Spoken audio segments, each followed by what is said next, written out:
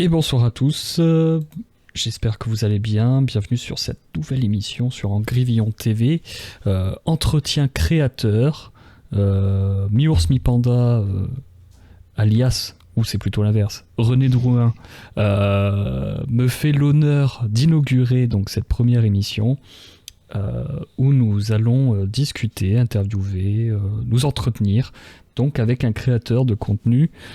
Ici donc René Drouin. Bonsoir René. Bonsoir. Comment vas-tu ce soir? Pas trop stressé pour le live? Non, ça va. Tout va bien.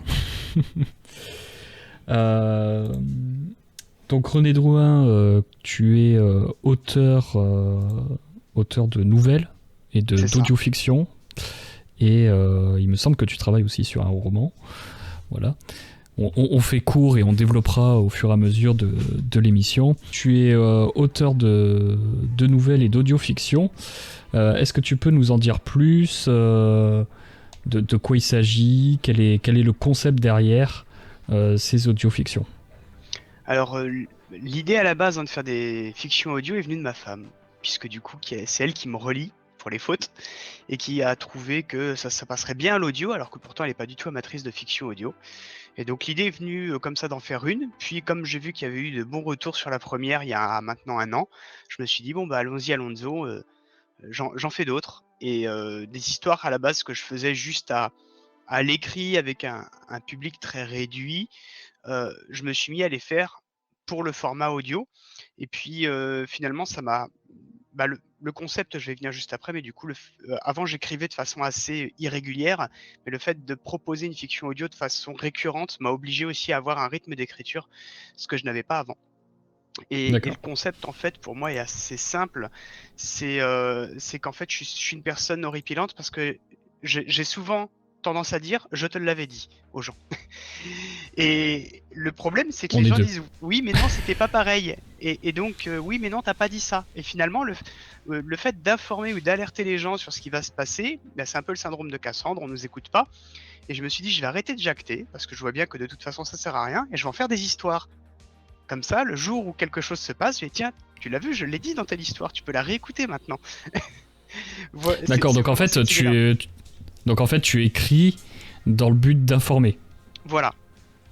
De prévenir, d'informer sur ce que tu penses, ce qu'il arrivera peut-être. C'est ça. Dans chacune des histoires, il y a forcément un fond de quelque chose auquel j'ai pensé que ça pourrait arriver, avec une grande probabilité.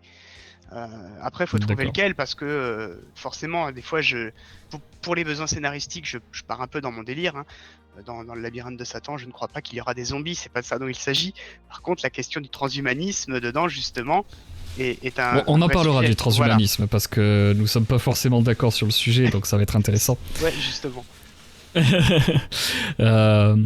D'accord, mais c'est intéressant de voir ça, de voir que tu crées des histoires parce que tu veux informer les gens. Et ça, c'est très intéressant. Tu avais cette ambition-là d'écrire avant, ou est-ce que c'est un loisir ou quelque chose qui t'est venu plus tard? Ça a commencé dès que j'avais 16-17 ans. Mais encore une fois, c'était avec des hauts et des bas. Et donc, il y a un projet d'histoire, par exemple, que je nourris depuis bientôt 20 ans. J'ai une documentation sur ce projet qui est absolument énorme et foisonnante, où j'ai construit tout un background, tout un univers. Il y a les quelques premiers chapitres d'écrit, mais je m'étais toujours dit, le jour où je m'engage dans cette écriture-là, je veux que ça marche, donc il faut que j'écrive d'autres choses avant pour apprendre, pour m'entraîner, pour me faire connaître. Donc il y a plein d'idées qui sont là depuis longtemps. Et finalement, la fiction audio m'a obligé à avoir une régularité, ce que j'avais pas avant.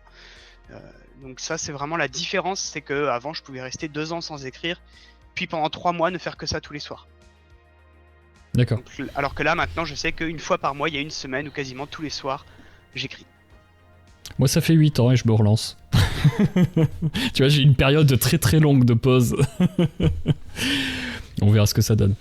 D'accord, donc c'est quelque chose que tu avais déjà auparavant, mais qui était un peu fluctuant, qui n'était pas forcément régulier. Et en fait, c'est la fiction audio et ce besoin d'informer les gens qui t'a donné envie de te relancer de façon vraiment régulière et de te consacrer à ça.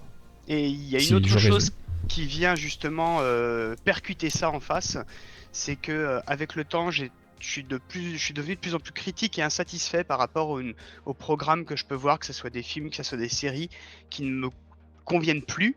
Et puis je me suis dit, mais puisque tu en as marre de ces histoires, écris donc les histoires que tu aimerais voir. Alors même si je suis pas encore un bon scénariste, comment dire, un bon scénariste, bah, toujours est-il qu'au moins je m'immerge dans une histoire que j'aurais envie de voir. Et, Et c'est ce que je vous dis à chaque fois, pour les gens qui regarderont cette émission en rediffusion ou là en direct, c'est ce que je vous dis à chaque fois, arrêtez de chialer et produisez. c'est ça. C'est aussi simple que ça. Mais oui, c'est ce que j'arrête pas de dire, d'ailleurs je l'ai dit avec le Guise, j'ai préparé un script, il faut que je tourne le réel par rapport à Isom, où je le redis encore à nouveau, et en plus de ça, Isom le démontre, donc Eric July, qui a aussi une chaîne Twitch, une chaîne YouTube, bon, il est pas à une quarantaine de followers, hein, il est à 500 000 abonnés sur YouTube. Merci Stéphane pour le follow. Voilà, il a 500 000 abonnés sur YouTube, il a réussi à lancer un comics parce que justement il arrête pas de dire ça. C'est bien de critiquer, c'est bien de se moquer, etc. Mais maintenant il faut produire. Il faut faire quelque chose. On ne peut pas rester juste simple spectateur de notre déchéance. Il faut faire quelque chose. Donc je vois que tu es sur cette ligne-là et c'est très plaisant. Je crois profondément à l'initiative individuelle, que face à un problème, faut pas être attentiste, il se résoudra pas si on attend de toute façon. Ou alors avec de la chance, hein, sur un malentendu ça peut marcher comme on dit, mais autrement non, si on voit un problème, bah faut que ça vienne de soi. Et puis si jamais il y a une aide qui vient ensuite de l'extérieur, bon bah c'est bonus, mais faut que ça parte de nous pour que et au moins ça aura un effet beaucoup plus immédiat que si on attend que quelque chose se passe. Tout à fait. Ok. Du coup, pourquoi avoir choisi vraiment précisément ces audiofictions? Pourquoi tu n'as pas choisi d'écrire des nouvelles et par exemple essayer de te faire éditer de façon très classique? Pourquoi choisir l'audiofiction, Instagram pour faire ta publicité, etc. Au lieu du parcours classique de l'auteur qui va écrire ses romans, ses petites nouvelles, et après va envoyer des tonnes de courriers pour espérer être édité par de grandes maisons d'édition. Alors, grosse question en fait dans ce que tu dis, donc grosse réponse, donc n'hésite pas à m'arrêter ou à m'interrompre Non, si vas-y. d'autres questions qui viennent. Tout d'abord, c'était avant la régularité, et c'est vrai que je me dis, bah, au moins de faire des fictions audio va m'obliger à une régularité. Et au bout de quelques mois, je me suis dit, bon, bah, je pourrais, d'ici la fin d'année, proposer un livre, compiler toutes mes nouvelles, les réadapter pour le support papier, mais voilà, les compiler dans un bouquin et puis aller voir un éditeur. Je m'étais posé cette question au mois de mai. Et j'ai un ami dans la famille qui lui, en fait, a été auteur dans un domaine bien particulier, qui a été auteur, mais à gros succès, et qui, lors d'un coup de fil, en fait, il m'a expliqué comment ça se passait, en fait, dans les maisons d'édition. Et alors qu'il a été auteur à gros succès, justement, lui, en m'expliquant comment ça se passe pour la plupart des auteurs, bah, en fait, il y a autant de chances de réussir par ses propres moyens que par une maison d'édition. Parce qu'en fait, ce qu'il m'expliquait, c'est que les maisons d'édition aujourd'hui, elles ont des catalogues. Leur but, c'est pas de découvrir le nouvel auteur à succès de demain, c'est d'avoir un catalogue très varié pour arriver, grâce au réseau en fait de cet auteur, de vendre des bouquins qui sont tirés à coût de 200-300 exemplaires. Donc ils vont préférer avoir comme ça plein de petits auteurs, et la communication de toute façon, elle revient à l'auteur. Si un auteur veut une vraie communication, ça lui revient à lui. Sauf si on est vraiment la perle qui a été identifiée parce que, pour des raisons un peu mystérieuses, la communication de toute façon on va devoir la faire soi-même pour pouvoir justement arriver à se vendre, aller dans les salons, etc. Donc finalement, c'est génial de se dire ouais chouette, je suis passé dans une maison d'édition, mais les chances de succès sont les mêmes aujourd'hui. Hein, c'était pas le cas il y a 10 ans, il y a 15 ans. Aujourd'hui, ce sont les mêmes qu'en auto-édition. Il y a récemment un prix Nobel de littérature qui, sans faire savoir qu'il était prix Nobel, a fait une petite expérience. Il a envoyé j'ai plus son nom, mais il a envoyé son livre à 21 maisons d'édition. elles l'ont toutes refusé. Ah, j'avais vu cette expérience, je sais plus qui c'est, Voilà. oui, effectivement. Et ça en dit long et ça montre bien en fait comment le monde de l'édition, bah, comme dans tous les autres secteurs, hein, en Et, fait, est tombé dans une et forme par de contre, médiocrité. enfin, la fin de l'expérience, c'est qu'après, il a donné son nom. Oui. Et là, il a été édité. Ouais. Là, il le voulait. Mais Mais je l'avais vu cette expérience. Oui. c'est l'ami en question dont je parlais, là, dont je faisais allusion. Un jour, lui, il a pas compris en fait pourquoi on lui déroulait le tapis rouge alors qu'il visitait une nouvelle maison d'édition. Et il savait pas ce qu'était un best-seller en termes de quantité de livres. Lui, il s'est dit, bah super, mon livre a eu un peu de succès, tant mieux. Et en fait, c'est une secrétaire qui lui dit comme ça, mais monsieur, vous vous rendez pas compte, vous avez vendu tant de livres, c'est juste incroyable. Et lui, il comprenait pas, parce que pour lui, pour être best-seller, il fallait avoir vendu 20 000, 30 000 exemplaires.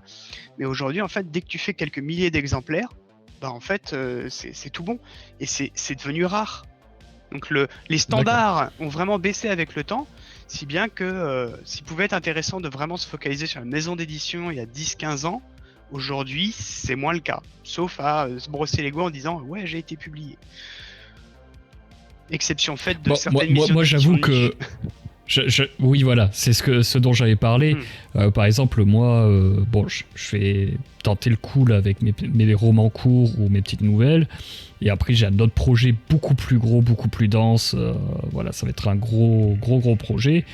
Où là, je vais essayer d'être édité, par exemple, chez les Moutons Électriques. C'est une maison d'édition bordelaise. J'aime beaucoup les auteurs qui sont à l'intérieur. Et je me dis, bon, au moins y aller. En plus, je suis de Bordeaux, je suis pas loin. Je passe un coucou, je dépose mon truc, vous méditez, sinon je vous crame tout. Et puis voilà. Et peut-être que ça passera. Mais justement, je sélectionne vraiment la maison d'édition un peu de niche, qui me plaît bien, qui a une bonne ligne éditoriale, etc. Et vers qui je pense le projet correspond le mieux. Après, j'ai d'autres projets où là, c'est des maisons d'édition que notre cher Stéphane connaît très bien, puisque c'est l'édition de John Galt. Voilà, j'ai quelques petites idées en tête d'écriture. Voilà. Mais on en parlera plus tard. Le sujet n'est pas ma petite personne. Mais oui, effectivement, de toute façon, la technologie, le rapport aux réseaux sociaux, le rapport aux livres, etc. a beaucoup changé. Du coup, enfin, il y a ça premièrement. Et deuxièmement, il y a aussi le fait que les maisons d'édition en elles-mêmes, elles n'ont pas changé. Elles sont restées très conservatrices, surtout en plus avec les réglementations, le prix unique du livre, etc., etc. Du coup, ils n'ont pas vraiment de raison, en fait, de changer en interne, de changer leur façon de faire. Du coup, on se retrouve avec des individus ou des groupes, hein, des petites maisons d'édition non officielles réellement, qui arrivent à avoir beaucoup plus d'impact que des maisons d'édition historiques. Ou même des éditeurs indépendants. Hein. Aujourd'hui, il y a ce métier qui se développe d'éditeurs indépendants qui vont ensuite trouver l'imprimerie ou qui vont trouver une maison d'édition pour être qui sous-traitée sur la partie production. Donc si ce métier se développe et aujourd'hui rencontre un certain succès, et je dirais même à tel point que le métier commence à être saturé, bah, c'est pas pour rien, c'est parce que justement il y a, de toute façon c'est la loi de l'offre et de la demande et c'est que ça fonctionne. Tout à fait. Après, est-ce qu'il est vraiment saturé ? Je ne pense pas, personnellement. Moi, je pense surtout que il y a une standardisation qui s'est effectuée et maintenant, il faut que le marché soit assez libre pour que justement des auteurs qui sortent du lot, innovants, puissent émerger et redynamiser la chose. Voilà. Je pense que, par exemple, quand un livre... je prends cet exemple tout à fait au hasard, mais je pense que quand un livre de Laurent Oberton sort, ça dynamise fortement le marché, tu vois. C'est tout. Et il n'est pas édité par de grandes maisons d'édition historiques. Mais voilà. Tu as dit une chose importante, je pense, là-dessus, c'est innovant. C'est que en France, dès qu'on est sur de la production culturelle, en fait, on n'est pas du tout dans l'innovation. Hein. Il suffit de regarder les films français, les séries françaises, les livres français, ceux qui font de l'innovation sont rarement ceux qui passent par des grands distributeurs, des grands producteurs, des grandes maisons d'édition, qui justement, eux, se cantonnent à ce qu'ils connaissent, à ce qu'ils maîtrisent et ce qu'ils savent qui va ramener un peu d'argent, plutôt que de prendre un risque. Il n'y a pas de prise de risque dans tout le contenu culturel français aujourd'hui, par ces grandes maisons. Non, mais il y a pire que ça, c'est que non seulement il n'y a pas de prise de risque, mais surtout ils ne répondent à aucune demande. C'est ça le plus gros problème, c'est qu'ils ne répondent à aucune demande. Qui a demandé un énième film avec Danny Boone ? Personne. Non mais vraiment, personne. Ils ne répondent à aucune demande. Et donc forcément ça ne peut pas fonctionner, et forcément la culture en France ne peut qu'aller de mal en pis si on continue sur cette voie-là. C'est pour ça que je donnais cet exemple donc d'Eric July avec son comics iZone, qui a montré justement que, premièrement, tout seul, on peut se financer, si on a un bon produit qui correspond à une demande, et que non seulement on peut le financer, mais on peut le faire, et on peut le faire de super bonne qualité, et on peut emmerder les woke, les gauchistes, etc. avec notre produit. Voilà. Et on peut faire un produit qui n'est pas trop militant non plus. Et je pense que même ça, c'est en amont plutôt qu'en aval du produit. Mais bon, bref, ça c'est encore autre chose. Effectivement, Stéphane, voilà, les éditions de John Galt. N'hésitez pas à aller voir dessus, hein, éditions de John Galt. Je suis encore en train de lire le livre de notre cher Eugène, Stéphane, je l'ai pas encore fini. Du coup, pour revenir un peu sur ton sujet, donc de ce que je comprends, voilà, il n'y a pas eu cette volonté. Même au niveau des éditeurs niche, t'as pas essayé pour voir si ça pourrait leur correspondre Alors, pas pour le moment, puisque du coup, je me suis concentré sur la production de mes fictions audio pour le moment. Là, je vais attaquer la série Magma Bleu, qui à la base devait d'abord sortir en roman, et comme j'arrive pas à avoir de régularité sur son écriture, je me suis dit je vais d'abord passer sur le format fiction audio. D'accord. Pour arriver. Il y a les 2 tiers d'écrit, l'ensemble de l'histoire est entièrement scénarisé chapitre par chapitre, mais du coup il y a tout. Voilà, j'ai toujours un truc, donc je me suis dit allez hop, je l'intègre au projet fiction audio, comme ça je vais enfin arriver à le terminer. D'accord. Je pense que je m'inquiéterai de ça peut-être l'année prochaine, fin d'année prochaine, de voir. Est-ce que je cherche vraiment une maison d'édition, mais auquel cas ça sera de toute façon une maison d'édition de niche si je cherche une maison d'édition, ou est-ce que je la joue en auto-édition ? D'accord, ok. Bon, en auto-édition, voilà, le truc, c'est qu'il va falloir vraiment taffer au niveau communication, donc c'est encore du boulot en plus. C'est vrai qu'à un moment donné... D'accord, ok. Okay. Je comprends mieux ton fil Instagram, pourquoi il est propre par rapport au mien. Le mien est totalement brouillon, j'en ai rien à faire. Designer graphique à l'origine et consultant communication, donc ça aide. Ok, d'accord. Alors, effectivement. Ok, donc c'est peut-être quelque chose que tu envisagerais plus tard, mais pour l'instant tu te concentres vraiment sur l'audio-fiction. Mais outre le fait que ça te permet une régularité, je suppose quand même que ça te plaît. Parce que c'est quand même un autre métier. Il y a le métier voilà, de l'auteur, celui qui va écrire, et puis tu as le métier de narrateur. Je sais plus comment on dit en français, de prise son, de voix off. Comment tu as réussi à faire justement cet aller-retour papier-micro? Est-ce que ça a été compliqué pour toi? Ça n'a pas été trop dur, parce qu'on m'a toujours dit, on a l'impression que tu écris comme tu parles. En même temps, j'ai un langage, parce qu'on m'a souvent fait la remarque, qui peut être relevé parfois, si bien que du coup, c'était la seule différence, c'est de rajouter plus de dialogue pour mettre plus de rythme. Puisque sur papier, ça passe quand il y a peu de dialogue. C'est vrai qu'à l'audio, je l'ai vu sur ma 2e ou 3e fiction audio, ça manquait un petit peu. Sur Bulle Temporelle, ça manquait. Et le fait en fait d'ajouter du dialogue, ça a été vraiment ce réflexe, c'est donc une fois que j'ai écrit mon histoire, eh bien je vois là où je peux remplacer des paragraphes descriptifs par des dialogues ou insérer des dialogues. Je le fais systématiquement. C'est vraiment la différence avec le papier seul, c'est les dialogues pour donner du rythme. En sachant que qui dit dialogue dit plusieurs personnages, qui dit plusieurs personnages dit il faut que je trouve des copains qui veulent bien me faire des voix. Donc c'est aussi pour ça que je ménage un peu la partie dialogue ou le nombre de personnages, parce que je peux pas prêter ma voix à tous les persos, même si je peux la moduler un peu. Et faut que les copains puissent être dispo. Donc il y a Samuel et Pierre Alexandre qui se rendent volontiers disponibles pour ça, mais je veux pas abuser non plus, puisque du coup ils font ça bénévolement avec gentillesse. Et c'est vrai qu'ils ont fait quand même déjà pas mal de ils m'ont filé pas mal de coups de main depuis le début d'année là-dessus. Donc c'est vraiment cette partie-là. Après, ça a été une vraie montée en compétences professionnelles pour moi, parce que le montage audio, je connaissais pas, donc je l'ai appris avec ça. Donc j'avais été voir des live Twitch de Superflame, j'avais vu qu'il utilisait Adobe Audition. Il s'avère que j'ai un abonnement à la suite Adobe, puisque comme c'est mon boulot, il me la faut. J'avais juste installé Adobe Audition, et puis du coup j'ai regardé comment ça fonctionnait pendant 2 heures, et puis après c'était parti, quoi. Après, c'est l'avantage de bosser aussi sur des logiciels de la suite depuis 20 ans, si bien que j'ai pas eu de mal à me repérer dans Adobe Audition. Oui, d'accord. Oh, moi, j'utilise Audacity. Je l'utilise pour ma prise de son, par contre, Audacity. D'accord. Je sais plus quel logiciel j'utilisais aussi à côté. Faudra que je regarde. Je sais plus lequel j'utilisais. Ok. Du coup, je vous ai posté sur le chat le YouTube de René, Mi-Ours Mi-Panda. Et je vais vous passer un petit extrait d'une de ses audiofictions. Celle que j'aime le plus, en fait. Vas-y, essaye de deviner laquelle j'apprécie le plus. Laquelle tu apprécies le plus ?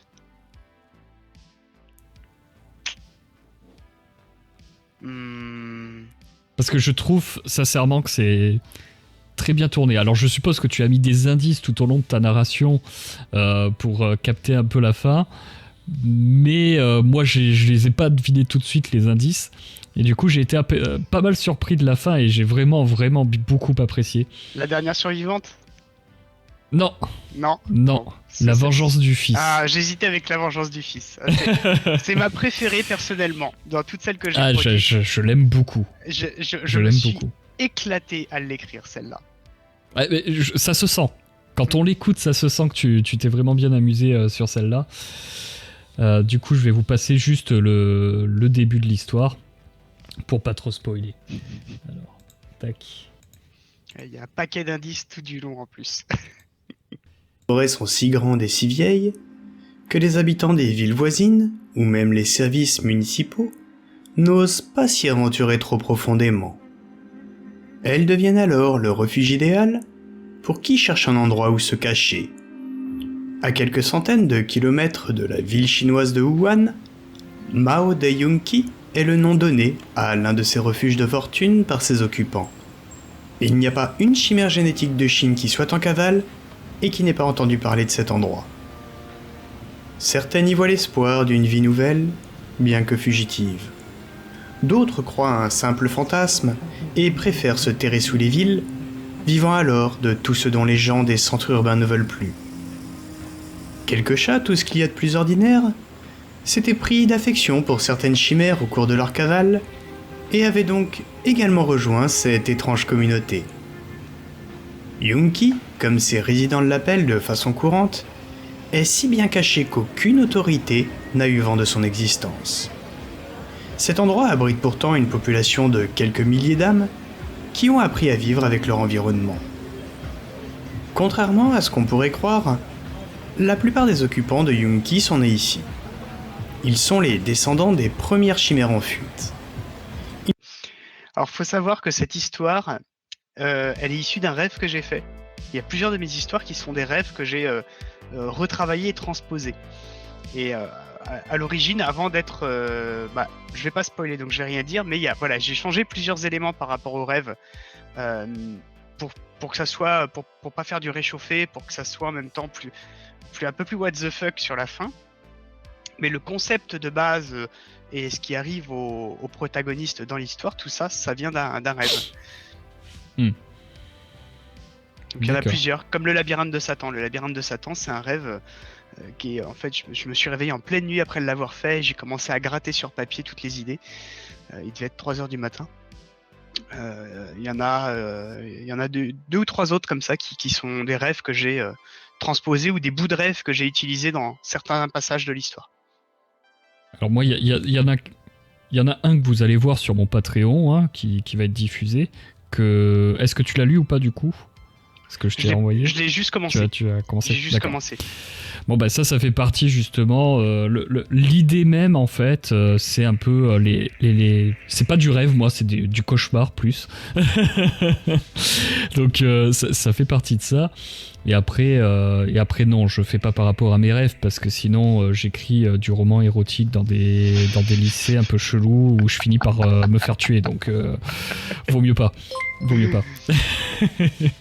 Merci Vadim pour le follow. Donc voilà, donc vous avez pu écouter ça. Écoutez vraiment celui-là. C'est ça, La Vengeance du Fils. Ouais. C'est ça. Ouais. Je me rappelle jamais du titre. Oui, La Vengeance du Fils. La Vengeance du Fils. Écoutez celui-là d'abord en premier. Franchement, ça vaut le coup. Normalement, ça devrait vous accrocher. Ce que j'aime particulièrement, c'est l'ambiance que tu as mis autour. Franchement, c'est très bien fait. Le montage audio est vraiment très bien fait. Et je voulais rebondir sur la difficulté qu'il y avait à la difficulté qu'il y avait à retranscrire par exemple une nouvelle qui comporterait beaucoup de descriptions, etc.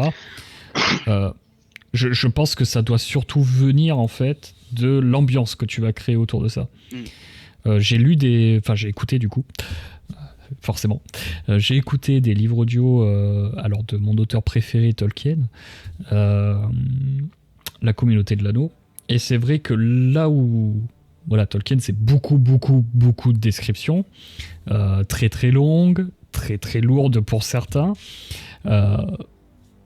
mais ce qui permet de rééquilibrer les choses et de ne pas alourdir l'audio-fiction, c'est justement l'ambiance derrière, où là on a vraiment l'impression en fait d'avoir un film et n'avoir que l'audio. Donc c'est très intéressant, mais là ça demande vraiment une somme de travail quand même assez conséquente. Disons que tu vas passer plus de temps à faire ton audio qu'à réfléchir ne serait-ce qu'à l'idée de ton audio fiction, tu vois. Donc, ça va être un peu compliqué. Une fiction audio, c'est en comptant l'écriture, hein, du début de l'écriture jusqu'à sa publication, ça va de 7 à 14 heures de travail pour moi. D'accord. Et faut savoir que sur ce temps de travail, il y en a entre la moitié et les 2/3 qui sont consacrés à toute la partie montage et publication. Donc c'est assez énorme. Parce que derrière il faut rechercher tous les sons, parce que du coup justement il faut aussi doser les sons. C'est vrai que je suis par rapport à d'autres audio-fictionneurs, je mets beaucoup de sons. Il y en a qui en mettent moins, parce que c'est des marques de fabrique, hein. Et je mets beaucoup de sons des fois pour faciliter l'immersion, ou parce que ce son, comme une image, apporte quelque chose à l'histoire, parce que je veux attirer l'attention de l'auditeur dessus, parce qu'il va participer à l'ambiance générale. Après il faut trouver les pistes sonores. J'essaye de pas trop diversifier mon répertoire pour que d'une fiction audio à l'autre on reste dans des univers sonores qui se ressemblent. Donc je vais d'abord regarder ce que j'ai qui peut coller dans la petite bibliothèque que je me suis fait avec les mois, depuis un an. Mais quand j'ai besoin je vais en chercher une de plus. Alors, c'est l'avantage aussi de faire mon métier, c'est que j'ai accès à une banque de ressources payantes en illimité que je paye avec ma boîte, donc du coup je vais piocher allègrement là-dedans. Pour tout ce qui est bande son. Je t'enverrai un petit message si j'ai besoin. Ça marche. J'ai juste la suite créative pour photographe et c'est tout, quoi. Tu vois, donc, je suis abonné à Envato Element et c'est vrai qu'il coûte son petit billet à l'année, mais du coup comme de toute façon c'est payé, je me suis dit allez je vais aller piocher là-dedans, je vais pas m'embêter. Et c'est vrai qu'il y a quand même du matériel de très grande qualité sur Envato Element. Donc la quasi-totalité de mes pistes, la totalité de mes pistes son et la quasi-totalité de mes sons d'ambiance viennent de là-bas. D'accord. Mais c'est du temps de recherche. C'est vrai qu'à un moment donné, je crois que c'est dans le labyrinthe de Satan, c'est des ogres, je crois. À un moment donné, il y a un ogre. Des golems. Non, c'était pas un ogre. Des golems, voilà, des golems. Donc il y a le bruit, etc. Le bruit d'ambiance de la taverne. Voilà. Moi, je sais que je préfère en fait quand il y a vraiment beaucoup d'ambiance. voilà, pour vraiment me mettre dans le bain. Parce que ce qu'on perd de l'écrit, c'est-à-dire la description, pour moi, il faut qu'on le retrouve à l'audio. Tout à Sinon, on lit juste du dialogue et basta, quoi. Tu vois, enfin, bon, c'est pas... Moi, ça m'intéresse moins. Bon, après, chacun ses goûts. Et puis il y a une tendance à l'écrit en plus aujourd'hui qui est à réduire la description déjà de base. Et j'ai un copain qui lui a pendant longtemps formé des écrivains et il a écrit des livres sur comment apprendre à écrire et il m'avait offert son premier volume. Ça s'appelle Comment écrire des romans à succès de Fred Godefroy. Et dedans justement, lui, le descriptif pour lui, il explique très bien en fait en quoi trop de descriptif n'a pas sa place si ça ne sert pas le scénario. Justement pour permettre au lecteur de s'approprier l'histoire. Et finalement, entre l'image que nous on a de l'histoire et l'image du lecteur, ça va peut-être être deux histoires totalement différentes parce qu'elles seront perçues différemment. L'histoire qu'on a écrite, une fois qu'elle est lue, elle devient celle du lecteur. Et donc, de base, il y a assez peu de descriptifs dans mes histoires, si bien que le passage à l'audio a été assez naturel finalement. Oui. Puisque du coup, je ne fais que mettre de l'ambiance sur ce que moi j'imagine, en sachant que le lecteur, lui, va peut-être se faire quand même l'auditeur va peut-être se faire une vision différente de ce qui se passe parce que il manque toujours les images. Oui, tout à fait. Moi, c'est un truc auquel je veux pallier en mettant plus d'illustrations dans mon roman. Voilà. Parce que je trouve ça intéressant le mélange des deux. Donc toi, c'est plus l'audio, moi, c'est plus l'illustration, tu vois, pour réussir à avoir ça. Summerhill, j'ai entendu l'hypothèse que la baisse des descriptions est due à l'apparition du cinéma et de la télévision. Peut-être. Imaginez Zola sans description de DJS. Alors ça, c'est une conversation qu'on a eu avec Lug, justement, qui est mon second bêta auditeur, parce que je lui ai lu, du coup. Et qui se plaignait qu'il n'y avait pas cette description parce que c'est justement un grand amoureux du réalisme, des écrivains du siècle passé, etc. Donc c'est vrai que moi je suis un peu à l'inverse des réalistes, j'aime pas du tout ça, je suis plutôt justement dans le fusil de Chekhov, même dans la description, c'est-à-dire que moi la description il faut qu'elle ait un sens. Je m'intéresse beaucoup à l'individu, au sentiment de l'individu, comment il va réagir, ce qu'il a dans la tête, etc. Et c'est vrai que moi, la description autour est pas moins importante, mais en tout cas, il faut qu'elle serve la narration. Et surtout, moi, ce que j'aime faire, c'est la diluer dans le récit. Un même lieu va être décrit plusieurs fois, mais à chaque fois avec des détails différents, où on va rentrer de plus en plus dans le lieu. Parce que ça participe, en fait, de la construction du personnage. Et ça, je trouve ça intéressant, alors que quand t'arrives sur...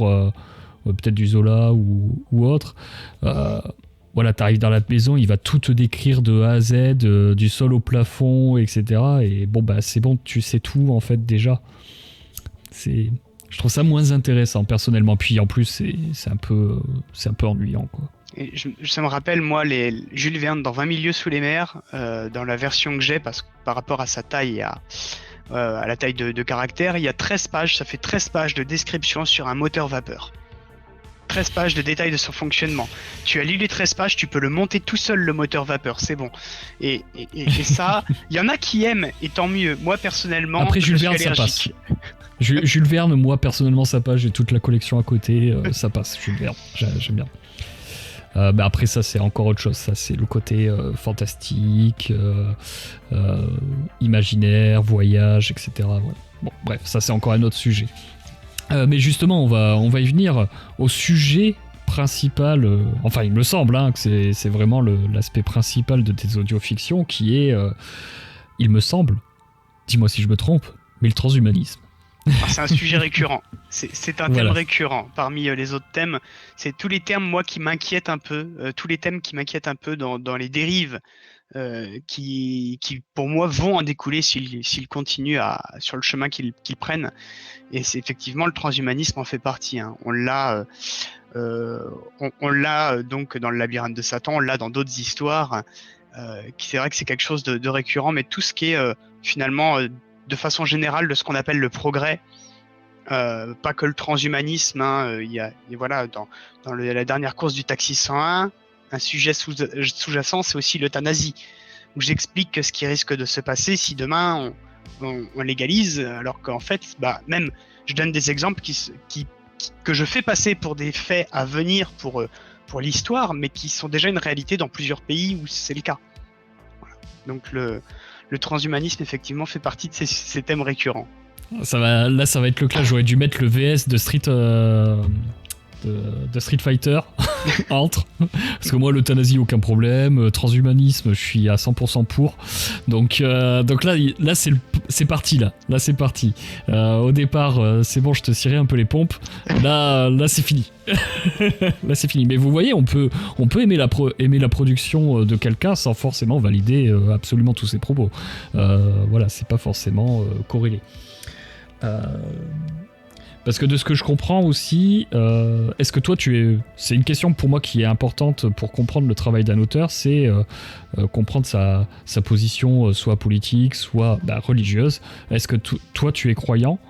Oui, alors moi je suis un catho tradi en plus. Je suis un converti à l'âge adulte et avec le temps je me suis radicalisé. Donc je suis vraiment un pur tradi, si je puis me permettre ce terme. Donc forcément ça a nécessairement un impact sur ma vision et sur ce que je vais amener en fait dans mes histoires. Et d'où le montage que j'ai fait de toi en prêtre de l'espace. J'ai trouvé ça très drôle. Donc effectivement oui, donc toi tu es très suspicieux, tu as de la crainte vraiment sur ce transhumanisme. C'est dans le labyrinthe de Satan où les soldats, donc on leur implémente un Neuralink. C'est ça. Où justement ils vont recevoir la simulation. Tout à fait. Voilà, c'est ça. Si j'ai bien suivi, hein. Tu me corriges si je me trompe pas.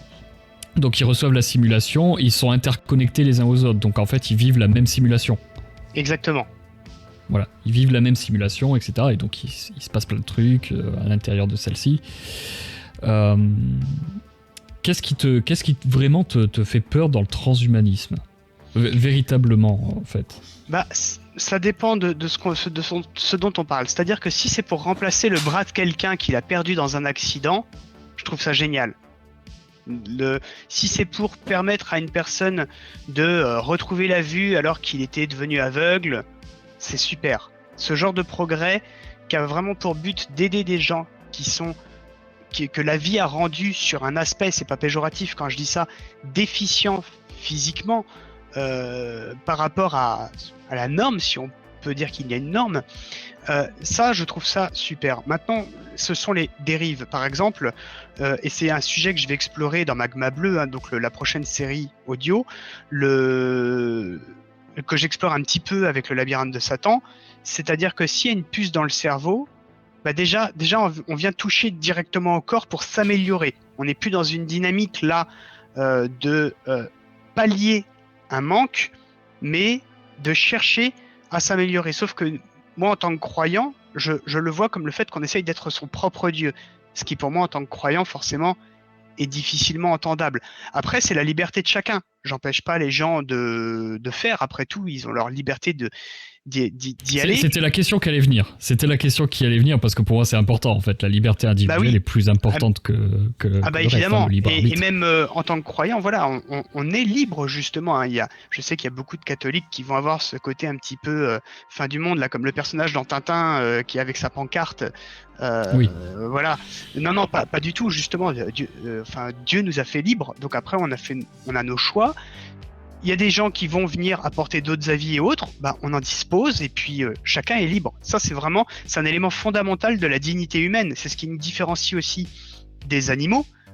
C'est que en tant qu'être humain, on a cette possibilité de ne pas suivre nos instincts et de faire des choix différents de nos instincts. Donc la liberté, elle fonde la base de notre dignité humaine. En tout cas, c'est comme ça que on le voit en tant que catholique. Alors moi, en tant que libertarien, je ne peux que valider les droits naturels, la propriété privée, la propriété de soi, la liberté et le NAP ou la responsabilité. Enfin, ça dépend des libertariens. C'est sur ce point-là qu'on se rejoint justement. Et pour moi, le transhumanisme, il est, je suis contre, mais après, ça ne veut pas dire que je vais imposer ça aux autres. C'est-à-dire que clairement, moi, demain, si on me laisse le choix entre un espèce de cœur bionique ou clamser sur la table d'opération, ça sera la seconde option par rapport à ma foi. Mais si quelqu'un moi je rêve qu'on m'enlève les yeux pour me foutre des yeux bioniques Je rêve qu'on m'enlève, je sais pas moi, voilà, je mange énormément de fromage, etc. Bah, si on peut me remplacer l'estomac pour mieux digérer le fromage et éviter de grossir un peu trop, pourquoi pas des pieds qui permettent de balancer des propulseurs, tu vois, façon Iron Man, des choses cool comme ça, tu vois, moi je valide, moi il n'y a pas de problème. Mais effectivement, après, par exemple, moi je suis plutôt transhumaniste, mais je ne vais pas te l'imposer. C'est mon choix à moi personnellement, et j'en subis les conséquences si conséquences il y a. Voilà. Tout à fait. Et c'est... D'accord, donc en fait, sur ce point, au final, on est d'accord. Sur ce point, on est d'accord. Et là où par contre, moi, j'ai une crainte dans l'avenir, parce qu'il y a les conséquences qui ne vont nous concerner que nous. Donc quand la conséquence, elle n'est que individuelle, et qu'elle n'a pas d'impact ensuite social, sociétal, c'est pas dramatique. Pour l'euthanasie, c'est un exemple, mais je pense qu'on pourra en trouver d'autres pour le transhumanisme, entre autres avec le Neuralink. Le problème, c'est qu'on est sur des choix qui vont naturellement devoir finir par s'imposer aux autres et exclure ceux qui les refusent. Je donne un exemple avec l'euthanasie, j'en fais allusion dans la dernière course du Taxi 101. En Californie, il faut savoir qu'aujourd'hui, quand on a certaines maladies incurables, l'assurance maladie ne rembourse plus les frais quand elle sait qu'on est condamné. Elle nous rembourse que l'injection létale.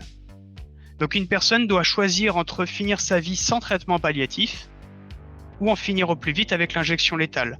Or, il leur revient à sa liberté de choix de dire bah non, moi j'ai envie de finir ma vie à ma façon et non pas de me faire piquer tout de suite. Oui, tout à fait. Mais là, justement, il est où le problème ? Le problème fondamental, est-ce que c'est l'euthanasie ou, sur un autre sujet, le transhumanisme ou autre, ou est-ce qu'il est ailleurs le problème ? Véritablement. Bah, c'est dans son application, justement. Là, c'est dans le non-respect de la liberté de la personne, pour moi. Mais qui ne le respecte pas, cette liberté de la personne ? Alors, en l'occurrence, c'est l'assurance maladie. Et l'assurance maladie en Californie qui édicte certaines réglementations, etc. Je suppose que c'est l'État, mais je pourrais pas l'affirmer. Ben, moi, je l'affirme. Je le fais pour toi, je l'affirme. À partir du moment où effectivement, c'est ce que je dis, c'est ce qu'on dit, nous les libertariens, en fait, on peut à la fois avoir des cathos-tradis et des progressistes de droite, transhumanistes, cosmo-capitalistes, tu vois. On peut avoir les deux chez les libertariens, ça pose pas de problème. Ça ne pose pas de problème. Pourquoi ? Parce qu'en fait, tout dépend de est-ce qu'il y a un agent extérieur, est-ce qu'il y a un tiers ayant le monopole de la violence qui peut imposer les choses ou faire en sorte que ce soit difficile pour les changer. Voilà. Donc tu as les monopoles d'État et tu as les réglementations qui t'empêchent de rentrer dans le marché pour proposer autre chose. Donc par exemple, moi la vision du transhumanisme que j'ai, en tout cas les deux visions opposées et laquelle moi je prends, c'est le transhumanisme libéral, où là effectivement les gens ont le choix, ils décident par eux-mêmes, et l'État ou le collectif, appelle ça comme tu veux, la démocratie, peu importe ce que c'est, n'a rien à dire. Ils n'ont rien à dire sur le choix des individus. Mais par contre, après, autour, il faut qu'il y ait un libre marché. Donc effectivement, pour l'euthanasie, moi je suis pour, personnellement, l'euthanasie. Mais ça me regarde moi, c'est subjectif, c'est mon avis personnel. Bah non, je ne veux pas que l'État arrive et dise, bah maintenant, l'euthanasie, bah on va le rembourser plus que les soins palliatifs. Ben là, ça pose un problème. Je ne veux pas que l'État dise, bah si vous voulez vous monter une assurance maladie privée, bah il faut payer tant, il faut passer par telle formation, telle licence, tel ceci, tel cela, il faut avoir une accréditation de l'État, et ce qui t'empêche de fonder une assurance maladie catholique tradie, par exemple. Tu vois ce que je veux dire ? Ouais, totalement. Donc, je comprends certaines critiques qu'on peut émettre sur le transhumanisme et certaines craintes qu'il peut y avoir autour de ça. Mais en fait, pour moi, le problème, il n'est pas forcément le transhumanisme en lui-même, mais c'est qui en joue. Oui. Voilà, c'est là où est le problème.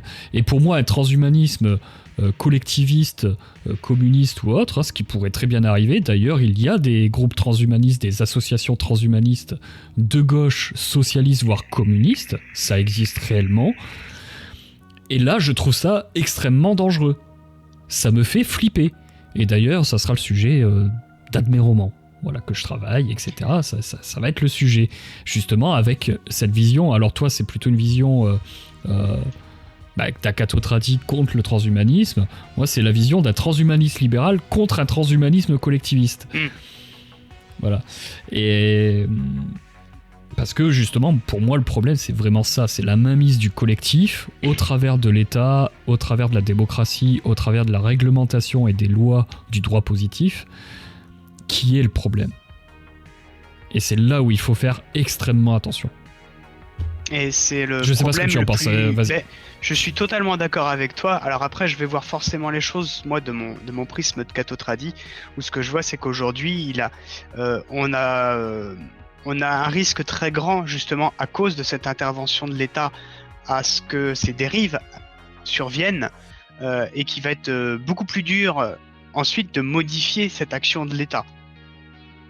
Donc la dérive immédiate, si je puis dire, c'est justement ce choix qui va s'appliquer à tous. Je vais vous donner un autre exemple. Alors, c'est pas dans le transhumanisme, mais avec des choses comme Neuralink, ça pourrait arriver. C'est aujourd'hui pour travailler, qui peut se passer de ça dès que tu travailles dans le tertiaire? Celui qui n'a pas de smartphone aujourd'hui, il est mis de côté. Moi, je me souviens, j'ai mis beaucoup de temps à m'y mettre parce que j'estimais que travaillant là-dedans, j'avais déjà assez de mes écrans de mon ordinateur. Donc, jusqu'à il y a encore 8-9 ans, j'ai gardé un téléphone relativement old school. Et quand j'allais en rendez-vous, des fois, on se foutait de ma tronche. Donc, j'ai fini par prendre un smartphone parce que je me suis dit, non, ça peut pas durer. Ne serait-ce que commercialement, je ne pouvais pas, en fait, ne pas prendre de smartphone parce que sinon ça me faisait passer pour un charlot.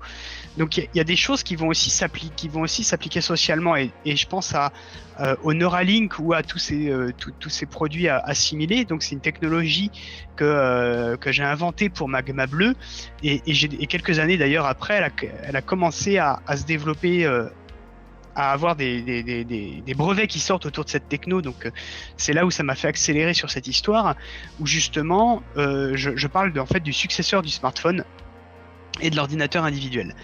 Et il y a ce risque de voir s'appliquer à tous par mouvement social ces choses, et donc de laisser au ban. Alors après, c'est aux gens de faire un choix, hein, évidemment, toujours, mais surtout, je pensais aux dérives, quand ça touche au corps. Il y a des dérives bien plus grandes qu'un simple piratage de données. Dans Magma Bleu, il est question d'un piratage de données cérébrales. Oui, non, mais tout à fait. Mais là, encore une fois, là, c'est un problème. Alors, je l'avais relevé, je crois que c'est... Il me semble que c'est dans le labyrinthe de Satan que je l'avais relevé. Où tu parlais justement du fait que les entreprises privées, je crois que c'était ça, que les entreprises privées avaient du coup la main mise sur les personnes grâce justement à cette technologie qui est dans le labyrinthe de Satan, et qu'elles ne pouvaient pas en sortir. Mais ça, en fait, ça contrevient au droit naturel. Donc pour un libertarien, même transhumaniste, en fait, ça ne va pas. Ça ne va pas. Normalement, quand tu es devant une entreprise privée, tu as un contrat. Donc tout doit être marqué dans le contrat. Tu dois pouvoir sortir du contrat moyennant certaines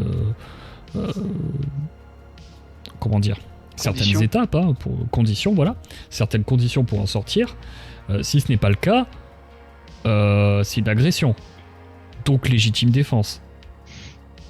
Voilà.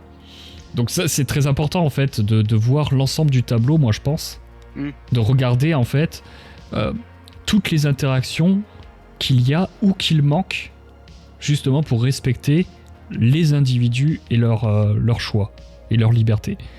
À partir du moment où il y a quelque chose qui manque, c'est fini. C'est fini. Donc effectivement, je comprends un peu cette crainte et qu'on peut imaginer des dérives, effectivement, s'il y a un mouvement comme ça collectif, mais encore une fois, c'est s'il est coercitif. C'est s'il ne respecte pas la liberté des individus. Par exemple, là pour le smartphone, etc., en soi, c'est une influence et tu as fait le choix d'avoir ce smartphone pour pouvoir continuer de travailler dans telle ou telle société. Tout à fait. Mais est-ce que toi, il t'est possible de faire une société en France ? Tu vois, tu prends l'Auvergne, je sais pas, par hasard. Tu prends l'Auvergne et tu en déclares un territoire, comme le lys noir, un territoire royaliste, cathotradi, primitiviste. Est-ce que tu es libre de le faire ? Je ne pense pas. Ça l'impose c'est de l'imposer aux autres, donc c'est pas non plus... Ah non, si c'est basé sur le consentement. Ah oui, basé sur le consentement. Ouais. Je parle de sécession, là. Ouais. Je parle de sécession. Est-ce que tu as le droit de faire une sécession anti-technologiste catho-tradi en Auvergne ? Je pense que l'État, il va pas être très content. Ça risque de piquer. Donc voilà, on en revient toujours au même. C'est-à-dire que, normalement, tu es censé avoir le choix en tant qu'individu. Tu es censé être libre de choisir ce que tu veux et d'en être responsable, ça c'est toujours très important. Sauf qu'en fait, la responsabilité, elle est totalement diluée par l'État, le collectivisme. Et la liberté, pareil. On te les sucre parce que réglementation, interdiction, police, etc. etc.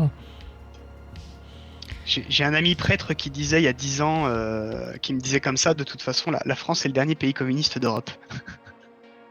Ouais, non, Par rapport à la capacité de notre État, même si on a nos voisins européens qui sont pas mal non plus, mais la capacité de notre État à s'immiscer tant sur notre liberté de choix que notre responsabilité, puisque du coup, un exemple tout bête, ce sont les... Alors, j'ai rien contre les aides sociales sur le principe même.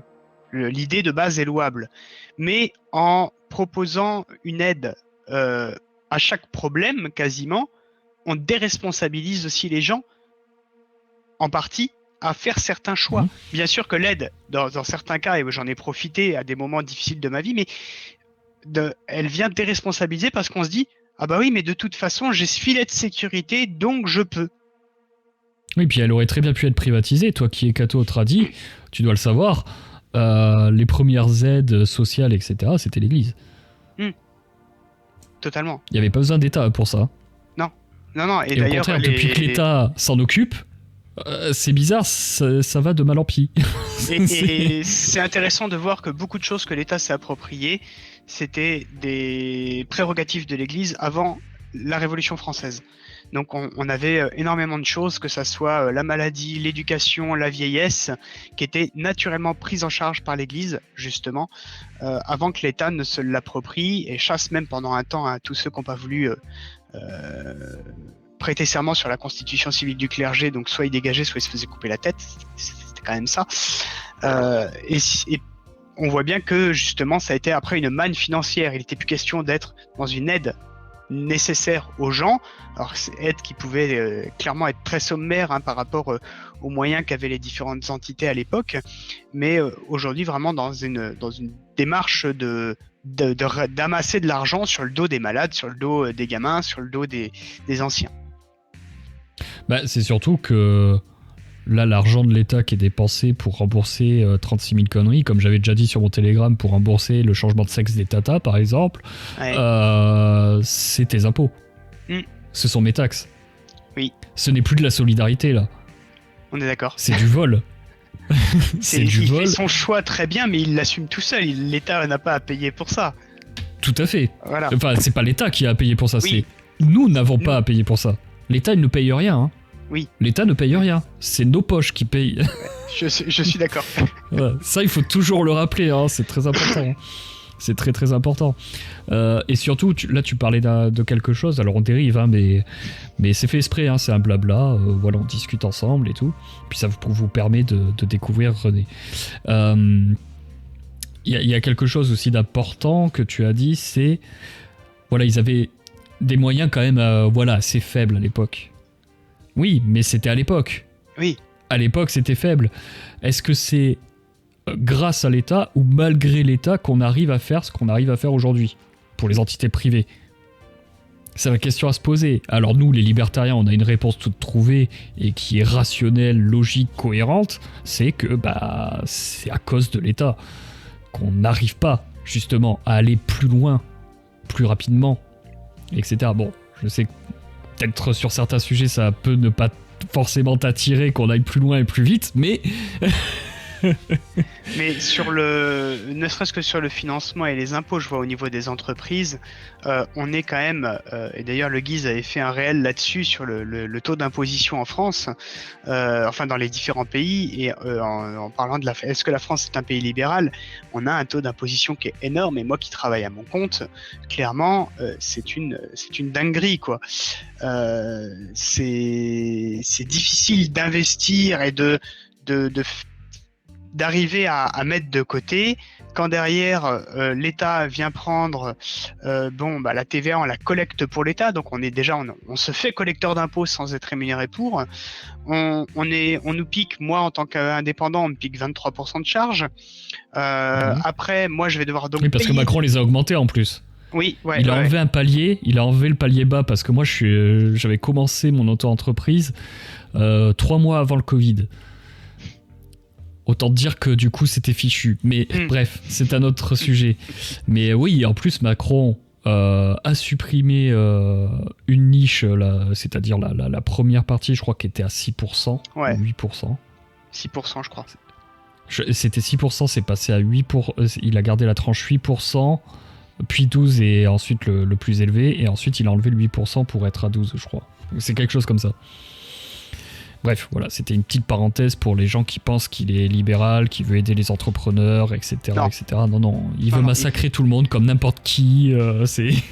Il veut aider il veut filer de l'argent à ses copains éventuellement, mais nous il nous aide pas clairement, mais parce que du coup il y a ces charges, on oublie, il y a la TVA que nous on paye dans ce qu'on achète, il y a les différentes charges qu'on a à payer, plus les frais pro.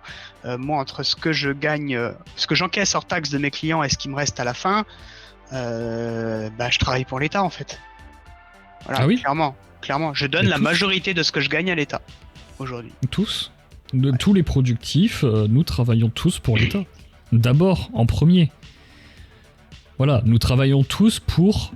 enfin moi ça c'est mon côté un peu darwinisme social, hein, désolé, mais nous travaillons tous pour que des non-productifs, eux, puissent continuer à glander. C'est ça. Voilà, et même ça commence à ne plus fonctionner. C'est-à-dire qu'ils arrivent même plus à avoir assez de thunes sur notre dos pour faire glander des parasites. Ce qui est quand même assez hallucinant. Sans vouloir m'avancer dans un autre sujet, s'ils se contentaient de glander, à la limite. Ils glandent dans leur coin, tout va bien, mais bon, ils nous volent quand même. Voilà. Et ça reste quand même une grosse agression pour moi. Hein. Mais effectivement, après, ils font pas que ça. Pour beaucoup. Donc bon. Effectivement. Est-ce que tu avais quelque chose à rajouter du coup sur le transhumanisme ? Bon, je pense qu'on a compris du coup ton positionnement sur le sujet. Je pense qu'on se rejoint sur les fondamentaux. Voilà, sur le fondamental, en fait, c'est vraiment qu'on laisse les gens libres de leur choix et responsables de ces choix. Et j'ai vu une question de Vadim passer justement, à laquelle j'aurais aimé répondre. Si Dieu nous avait donné la capacité, c'est quoi le problème ? Justement, en fait, il nous donne la possibilité pour qu'on ait le choix. Pour autant, et ça Saint Paul le dit, ce n'est pas parce qu'on peut tout faire que tout est bon à faire.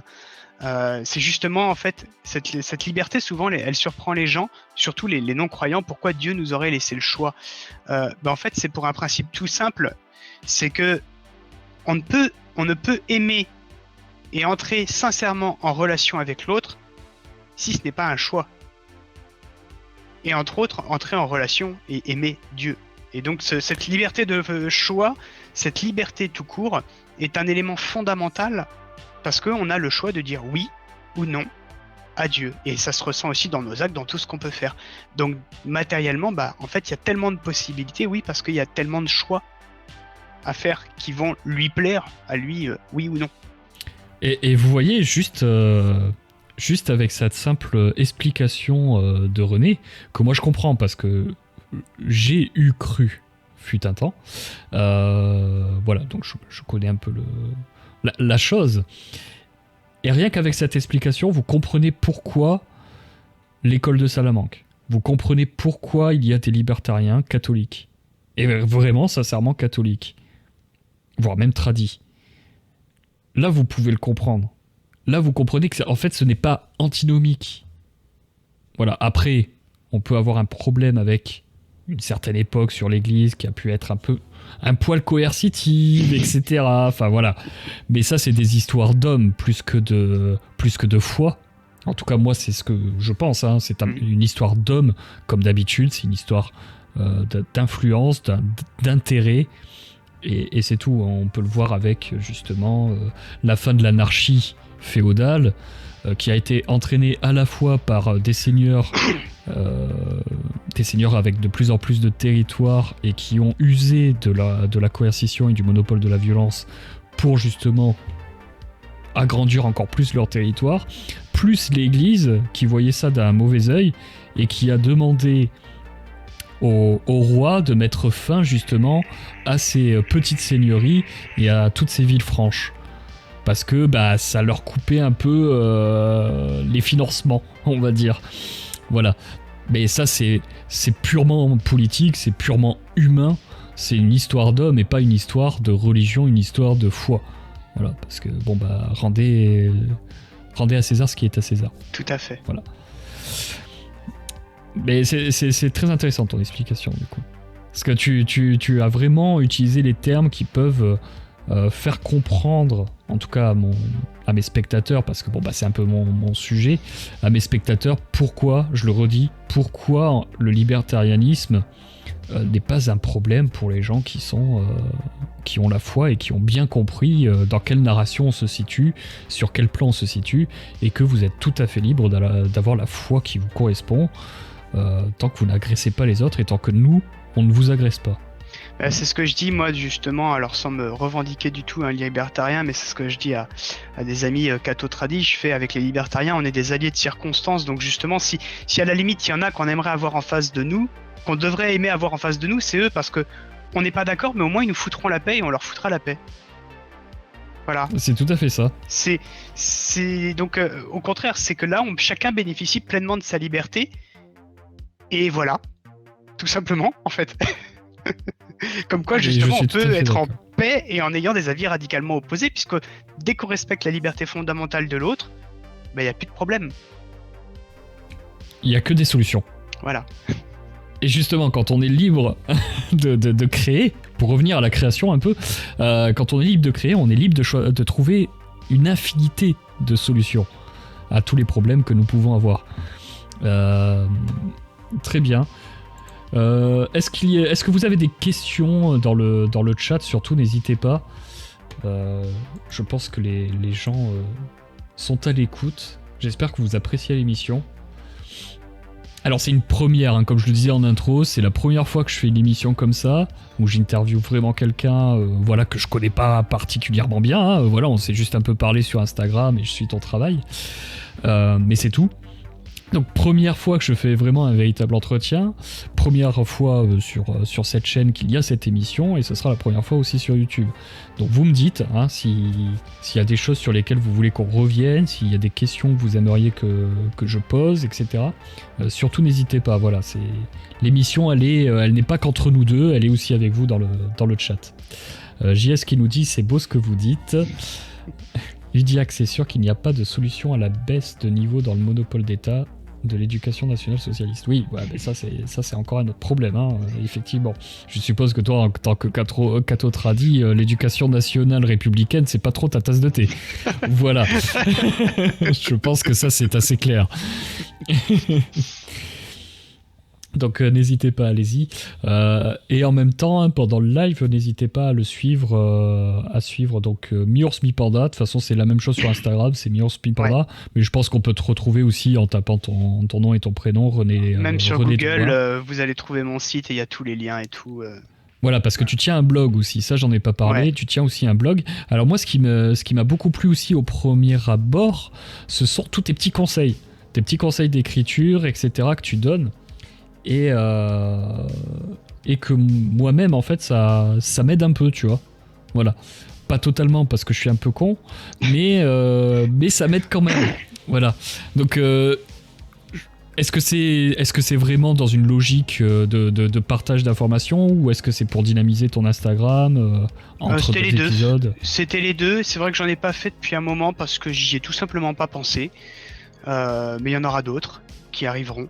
Donc c'était à la fois, ça a été un moyen aussi de faire, de rapidement inscrire qu'est-ce qu'allait être le compte Instagram. J'en ai donné beaucoup plus au début volontairement. Maintenant c'est un petit peu plus sporadique, mais il y en aura d'autres des conseils d'écriture.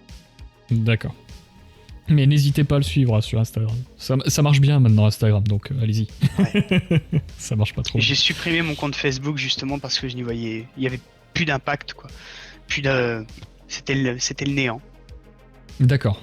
Et même professionnellement, on poste quelque chose, il n'y a pas de remontée d'informations à moins de payer. Donc plutôt que d'être dans une pâte aux joueurs où finalement même les gens ne réagissent plus et donc on ne sait pas si on est écouté, on ne sait pas à titre individuel si y a un retour. Bon j'ai arrêté de m'épuiser dessus et puis j'ai supprimé le compte. C'est vrai que moi les réseaux sociaux, vous voyez, je suis très progressiste de droite, etc. Mais les réseaux sociaux, c'est vraiment pas ma came, je déteste ça. Mais c'est le Guise, en fait, qui me pousse au cul pour que, justement, je monte.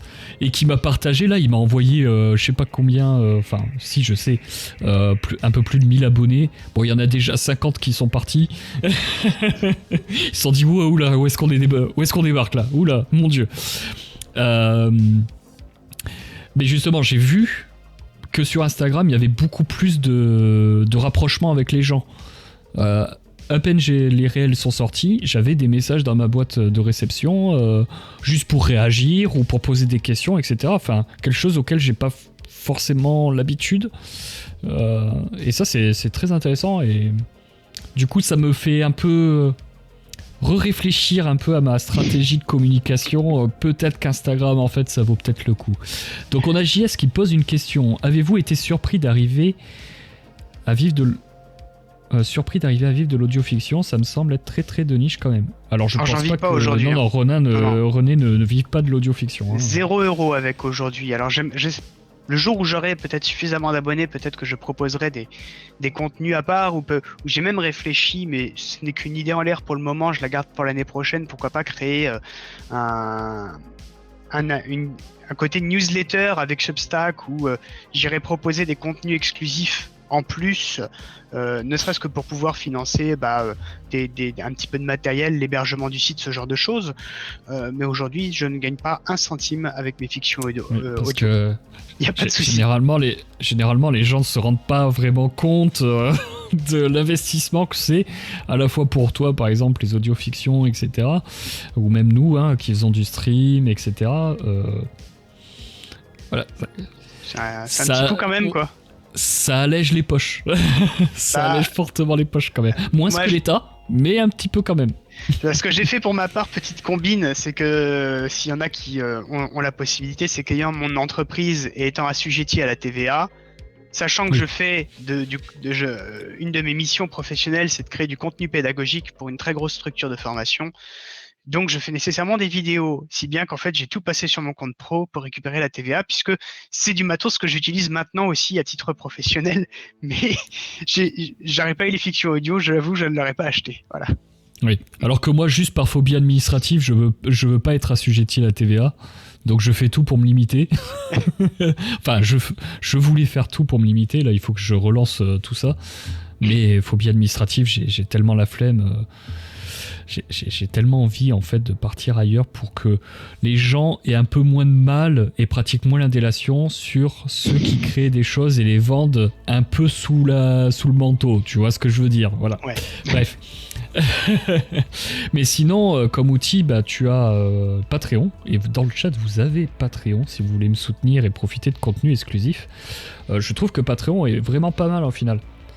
Parce que tu peux y partager directement des vidéos, des audios, du texte, des liens, même streamer en direct directement sur Patreon. Tu as des niveaux, donc là moi j'ai fait les niveaux sur Patreon, vous verrez ça si vous allez voir le petit Patreon. Je trouve que c'est vraiment une plateforme super pratique en fait, tu vois.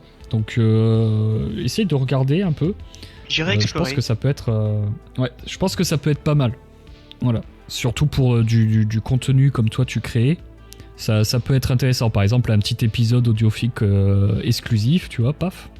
Tu le balances sur le Patreon et tu peux mettre la visibilité en fonction du niveau de Patreon choisi par la personne. Voilà. Par exemple, il a payé 5 €, bon, bah, il a accès juste à une newsletter supplémentaire ou quelque chose comme ça sur Patreon. S'il paye 10 €, il a accès justement à l'audiofiction exclusive que tu ferais par exemple une fois tous les 2 mois ou quelque chose comme ça. Donc c'est plutôt pas mal. Le niveau Turbo Uncap, oui, il faut que je le fasse.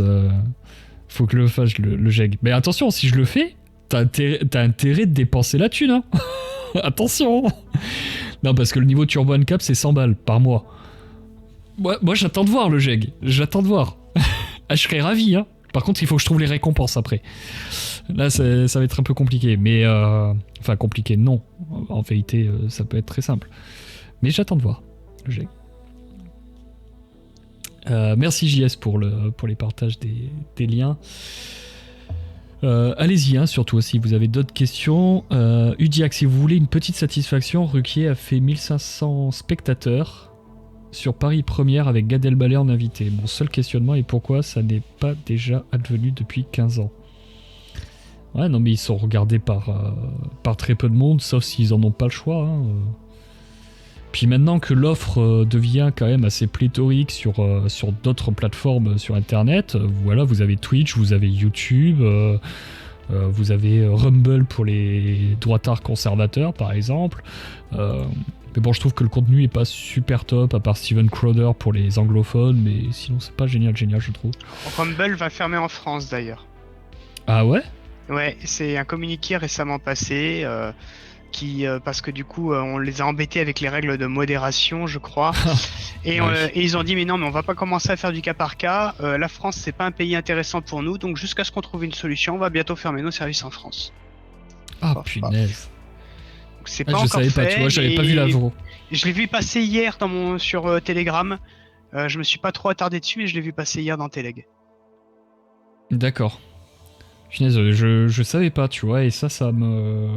Ouais. Parce que justement, je parlais dans mon réel sur Isom qui devrait arriver bientôt, je parlais justement de Steven Crowder qu'on peut retrouver en live sur Rumble. Donc là, ça va être un peu compliqué. J'ai retrouvé le lien quoi. Eratum, c'est pas sur Telegram, c'est sur Twitter via Signal. C'est un copain qui m'avait envoyé via Signal. Et si Signal existe toujours. Oui, ben je suis dessus.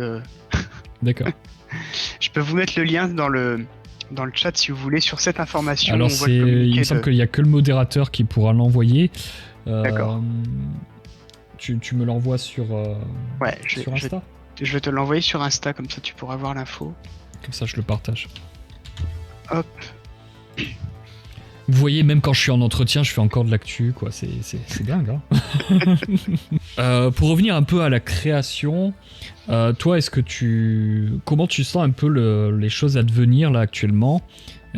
Est-ce que tu vois un changement quand même en France ? Bon, on parle de la droite parce que bon bah voilà, nous sommes plutôt de droite hein, ici. Au niveau de la droite, est-ce que tu vois un changement à devenir ? Si oui, comment tu le pressens quantitativement et qualitativement ? Voilà, je sais c'est une question un peu vague, mais je sais moi-même où je veux en venir. Ça tombe bien que tu me poses la question parce que je m'attendais à ce qu'elle arrive potentiellement. Je m'étais dit, on va peut-être parler de ça, tiens.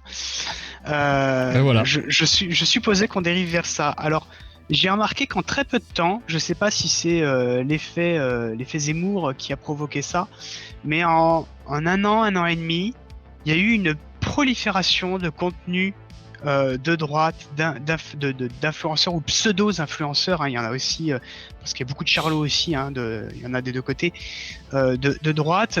J'ai remarqué aussi, c'est bien et pas bien à la fois, beaucoup de boîtes qui se sont mis à faire du beurre sur une cible de droite. C'est bien parce que bah, du coup, s'il y a une proposition, s'il y a une offre, c'est certainement qu'il y a de la demande, donc je trouve que c'est un signal faible intéressant. En même temps, je me dis voilà, encore des gens qui vont chercher à faire du beurre sur le dos d'autres. Bon, voilà, c'est comme ça, c'est pas dramatique. Mais voilà, il y a pas mal de parasites qui viennent se greffer là-dessus. Et en termes de production de contenu, je vois énormément de choses passer, plein de nouveaux arrivants. Comme moi, même si c'est vrai que moi dans mes histoires ça reste en filigrane, c'est présent, mais j'en fais pas un sujet phare de mes productions. Ça, je vais en venir aussi, on va en parler de ça. J'ai vu que certains le mettaient davantage en avant, et il y a beaucoup de choses intéressantes qui sortent. Je trouve ça assez chouette. Après, en termes de qualité, c'est très variable, mais à la limite, c'est pas grave parce que ça permet d'une part à des gens de s'exprimer. C'est d'abord ça aussi, la création de contenu, c'est que les gens sont pas en train de se soumettre à un marketing, mais en train de se dire j'ai envie d'exprimer quelque chose avec ma forme, mes mots, mes images, mes sons, mes textes, et je pense que ce combat de droite, on ne va pouvoir le conquérir que justement en développant du contenu culturel. Alors il y a une personnalité dont je suis pas très fan. Alors c'est plus par rapport au style du personnage, hein. C'est pas un reproche. Je pense que c'est plus une question, voilà, de je dirais pas de feeling parce qu'on se connaît pas, mais voilà, de style, qui est Rushdie, mais il dit une chose très juste sur le fait qu'il faut qu'on produise du contenu pour qu'on prenne de la place. Et je trouve que cette production de contenu, elle est en train de se faire. Alors, il faut faire attention parce qu'avec les algos, on est enfermé dans notre bulle, il y a les biais de confirmation et tutti quanti. Mais voilà, il y a davantage de contenu. Moi, je prendrais plus la phrase de Papacito, hein, c'est il faut produire du contenu en quantité industrielle, mais de qualité. Ouais. Voilà. C'est le petit mais de qualité qui me plaît bien. Mais de qualité. Ben, je suis d'accord. Idéalement, il faudrait que ça soit de qualité. Mais bon, voilà, je me dis, bon, on a déjà ça qui est en train de se passer. Oui, il faut exiger mieux, mais ça ne doit pas nous empêcher de nous satisfaire de ce changement. C'est comme ça que je le ressens. D'accord. C'est vrai que moi, oui, je l'ai perçu assez vite. Ouais, comme dit Vladjo, oui, après la quantité, c'est que ça se vend. S'il y a la quantité, c'est que ça se vend, la qualité viendra. Peut-être, je ne sais pas. Ça, l'avenir nous le dira si la qualité va augmenter. Mais je pense que oui, parce que les gens vont s'habituer au type de contenu, et donc quand quelqu'un va arriver avec une qualité supérieure, forcément ça va créer un step-up, et la demande va suivre en fait. Hein. Ils vont demander justement à ce qu'il y ait de cette qualité-là dans les prochaines productions, je suppose. Voilà, la concurrence, tout simplement. Mais effectivement, oui, je vois bien qu'il y a eu un petit tournant là ces dernières années même, hein, parce que ça a commencé peut-être un peu avant, mais de façon un peu plus faiblard. Mais effectivement, il y a eu un fort tournant, surtout grâce à cet aspect un peu influenceur. Alors moi, je n'aime pas ça. Je n'aime pas les influenceurs là-bas, je déteste ça. Vraiment, je supporte pas ça. Voilà, c'est mon côté un peu hobbit des bois. Je supporte pas ça. Oui, je suis un hobbit qui aime le transhumanisme. Et alors, qu'allez-vous faire, monsieur ? Qu'allez-vous faire ? Donc, mais je pense que malgré tout, ils ont quand même une très grande utilité. C'est de justement rabattre autour de leur personne, autour de cet aspect influenceur, de ramener des gens à eux et ensuite de les rediriger vers du contenu qui leur plaise. Voilà. Par exemple le Guise, hein, parce que bon, voilà, c'est mon pote malgré le fait que ce soit un cuck influenceur, mais c'est pas grave. Mais il ramène quand même des gens vers les contenus qui lui plaisent, notamment la chaîne Radio Libertarien ou moi-même. Donc c'est vrai que c'est assez intéressant de voir ce qui se passe, et il va falloir quand même mettre le step-up un peu plus loin. Voilà. C'est-à-dire que moi, ce que je vois surtout, c'est que là, pour l'instant, le type de contenu qu'on nous propose, moi, personnellement, ne m'intéresse pas. Même si j'en fais sur Radio Libertarien, voilà, de la critique de news. Bon, ok, c'est bien, c'est cool, c'est sympathique, mais j'essaye d'y intégrer toujours, comme là, pendant notre entretien, d'y intégrer de la théorie. De revenir à chaque fois aux fondamentaux pour, justement, mieux comprendre le monde qui nous entoure. Pour moi, c'est ça qui est important. Je déteste les gens qui se disent neutres. Oui, on fait de l'actualité, on reste neutre, etc. Oui, ben dans ce cas-là, en fait, j'ouvre Twitter et je lis l'actu moi-même. Tu vois, enfin, j'ai pas besoin de ton avis que tu ne donnes pas, mais que tu donnes quand même en filigrane. Voilà, ça me fait toujours rire. Donc, ce type de contenu, voilà, je pense qu'à un moment donné, va peut-être falloir le dépasser. Le contenu influenceur, même chose, va falloir le dépasser à un moment donné. J'ai pas vu la dernière vidéo de Papacito là, avec son éleveur de cochons. Le problème à Montjoie, il faut que je la regarde pour voir un peu comment ça s'est passé, comment est le contenu réel et comment a été la production. Je pense que ça a step up un peu le truc. Il faudra aller voir. Oui, Vadim, il y aura une rediffusion. Bonne soirée à toi. Bonne soirée. Je vous enverrai le lien. Je vous enverrai le lien quand ce sera publié. Donc, pour l'instant, moi, ce que je vois, c'est que le contenu n'est pas au niveau de ce que moi j'attends d'une production qui serait, entre guillemets, de droite. Par exemple... Enfin, moi, je prends toujours les Américains en exemple. Je suis désolé, mais voilà, pour moi, ils sont largement en avance sur nous. À la fois sur les trucs les plus catastrophiques, mais aussi sur le meilleur. Mais même professionnellement, moi, ma source, c'est d'abord les États-Unis quand je fais de la veille. Voilà. Donc, par exemple... Enfin, je reprends cet exemple. Non, il est là-bas. Tant pis, je vais pas me lever. Donc, ISOM de Eric July, pour moi, c'est mon modèle, Eric July, clairement. Voilà, il fait du gaming sur Twitch, il fait de la revue vite fait d'actu culturelle, et donc maintenant, il produit du comics. Il produit du comics. Tout de suite, ça step up. On n'est plus là en train de dire on va faire encore les guignols sur l'actualité en se foutant de la gueule des gens. Bon, ok, c'est marrant, mais à un moment donné, on a besoin d'autre chose. On a vraiment besoin d'autre chose. On a besoin de réel contenu culturel. Il faut produire du livre. Produisez des romans, allez-y, mais de vrais romans. C'est-à-dire pas des trucs où on nous répète encore inlassablement l'immigration et machin, et gna. Enfin, les gens s'en moquent, les gens s'en foutent. C'est des sujets en plus qui en fait, aujourd'hui, dans ceux qui produisent des contenus, moi, c'est justement le travers dans lequel j'ai pas voulu tomber, c'est qu'il y en a beaucoup, ils produisent des contenus, mais qui ne vont parler qu'à des gens déjà convaincus. Et c'est ce que je disais à des copains il y a pas longtemps, je leur ai dit, mais les gars, on tourne en boucle là. Oui, bon, c'est bon, on sait tout ça, ça fait des années qu'on le voit, ça arrive, etc. Mais arrêtons de partager entre nous ce type d'infos, parce que on le sait déjà, en fait, là, on regarde et on réobserve l'actu dans l'espoir de voir qu'on se trompe ou d'un sursaut salutaire, mais on sait très bien que ça arrivera pas comme ça, et il vaut mieux qu'on partage.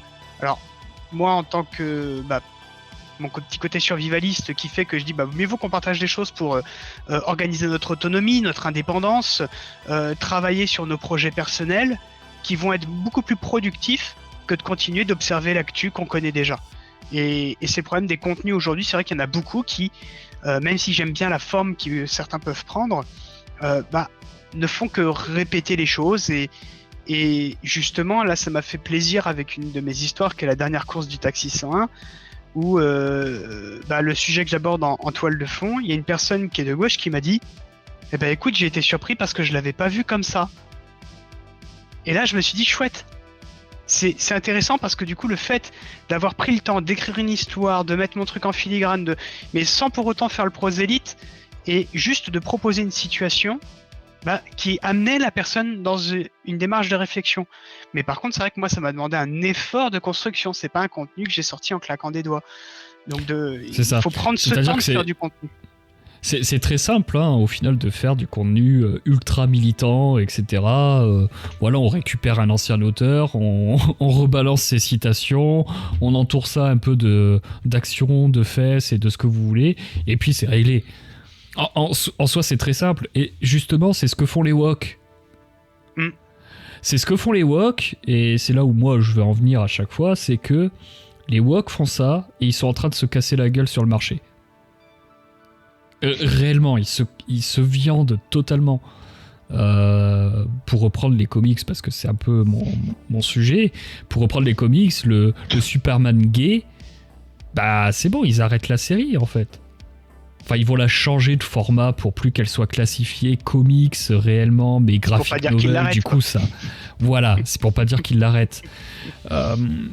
Donc le marché est en train de se casser la gueule là-bas, et on voit justement des mecs plutôt libéraux conservateurs, libertariens, produire du contenu et réussir à engranger 3 millions de dollars en vente. C'est largement plus que DC et Marvel en fait sur une série. Ah ouais. Oui. Non mais c'est pas rien. Pas mal. Il y a un marché. Il y a clairement un marché. Alors oui, effectivement, Udiac, tout à fait. Pas Udiac, Summerhill. En France, oui, ils sont subventionnés. Ok. Mais justement, là, le marché est en train de montrer que il y a du monde pour ça. Il y a quelque chose. Même en France, il y a quelque chose pour ça. La Furia, ça marche. Ouais. Ça fonctionne, la Furia. Bon, moi, j'ai été un peu déçu par la Furia. Je m'attendais à autre chose. J'avais d'autres espérances pour le magazine La Furia. Mais bon, ça me concerne moi.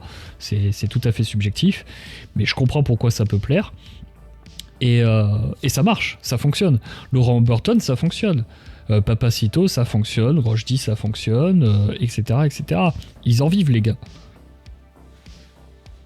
Et en plus, ils sont hors des circuits traditionnels. En plus de cela. Donc, il y a moyen de faire quelque chose. Par contre, moi, là où je veux en venir à chaque fois, c'est que si vous voulez que votre produit soit réellement impactant et qu'il tienne dans le temps aussi, parce que moi, c'est pour ça aussi que je veux produire du roman, de la nouvelle, etc., c'est que j'estime que, par exemple, ce que nous faisons là ce soir, dans 30 ans, on l'aura oublié. D'accord, c'est sur les réseaux, c'est sur du YouTube, ça va partir dans les tréfonds d'internet. Un bouquin, ça par contre ça va rester. Et moi c'est ça qui m'intéresse, c'est la transmission pour plus tard. Très donc, juste. Voilà, c'est vraiment ça qui m'intéresse, c'est l'objet en lui-même et surtout la narration qui est à l'intérieur, qui va rester, qui va se transmettre. Mais pour que ça se fasse vraiment bien, il suffit pas juste de faire un livre, il faut aussi que l'histoire reste et qu'elle puisse se transmettre. Et donc là, il y a tout un travail à faire sur l'écriture des personnages, l'écriture et la recherche pour créer l'environnement, pour créer les lieux, pour créer le contexte politique, historique, enfin ce que vous voulez en fait. Mais il y a vraiment tout un travail autour de ça. C'est pour ça d'ailleurs que j'ai beaucoup aimé tes petites apartés justement sur l'écriture, sur tout ça, parce que ça fait écho un peu à ce que je pense de comment on doit écrire. Et c'est ce que je retrouve sur le travail d'Eric Djolay, où justement il s'est attardé sur les personnages, il s'est attardé sur les situations, sur leur psychologie, et pas sur son militantisme. Alors effectivement, il y a 2-3 dialogues où on sent qu'il est anarcape, on le sent. Pour quelqu'un qui connaît, on le sait, voilà, c'est clair comme de l'eau de roche. Mais pour quelqu'un qui ne connaît pas, bah peu importe, c'est pas grave, l'histoire est bonne. Et c'est ça qui est important. Et j'ai vu trop de contenu de droite être publié comme ça et être partagé. Ouais, c'est génial et tout. Et au final, quand tu le lis, c'est dégueulasse.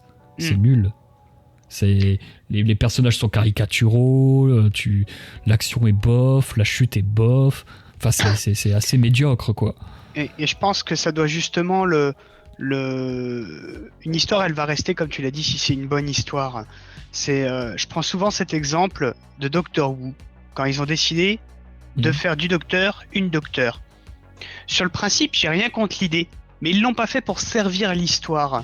Et pour moi, nos idées, soit on les met en filigrane, en arrière-plan, donc ça peut être les mots d'un personnage, ça peut être une situation qui vient présenter quelque chose, c'est ce que j'aime bien faire, mais si on veut l'afficher, l'assumer franchement, ça doit quand même servir l'histoire. Si ça sert pas l'histoire, bah comme tu dis, c'est dégueulasse en fait, et on va faire que parler à quelques personnes qui se satisferont d'une qualité, on va dire moindre, et qui seront déjà convaincus.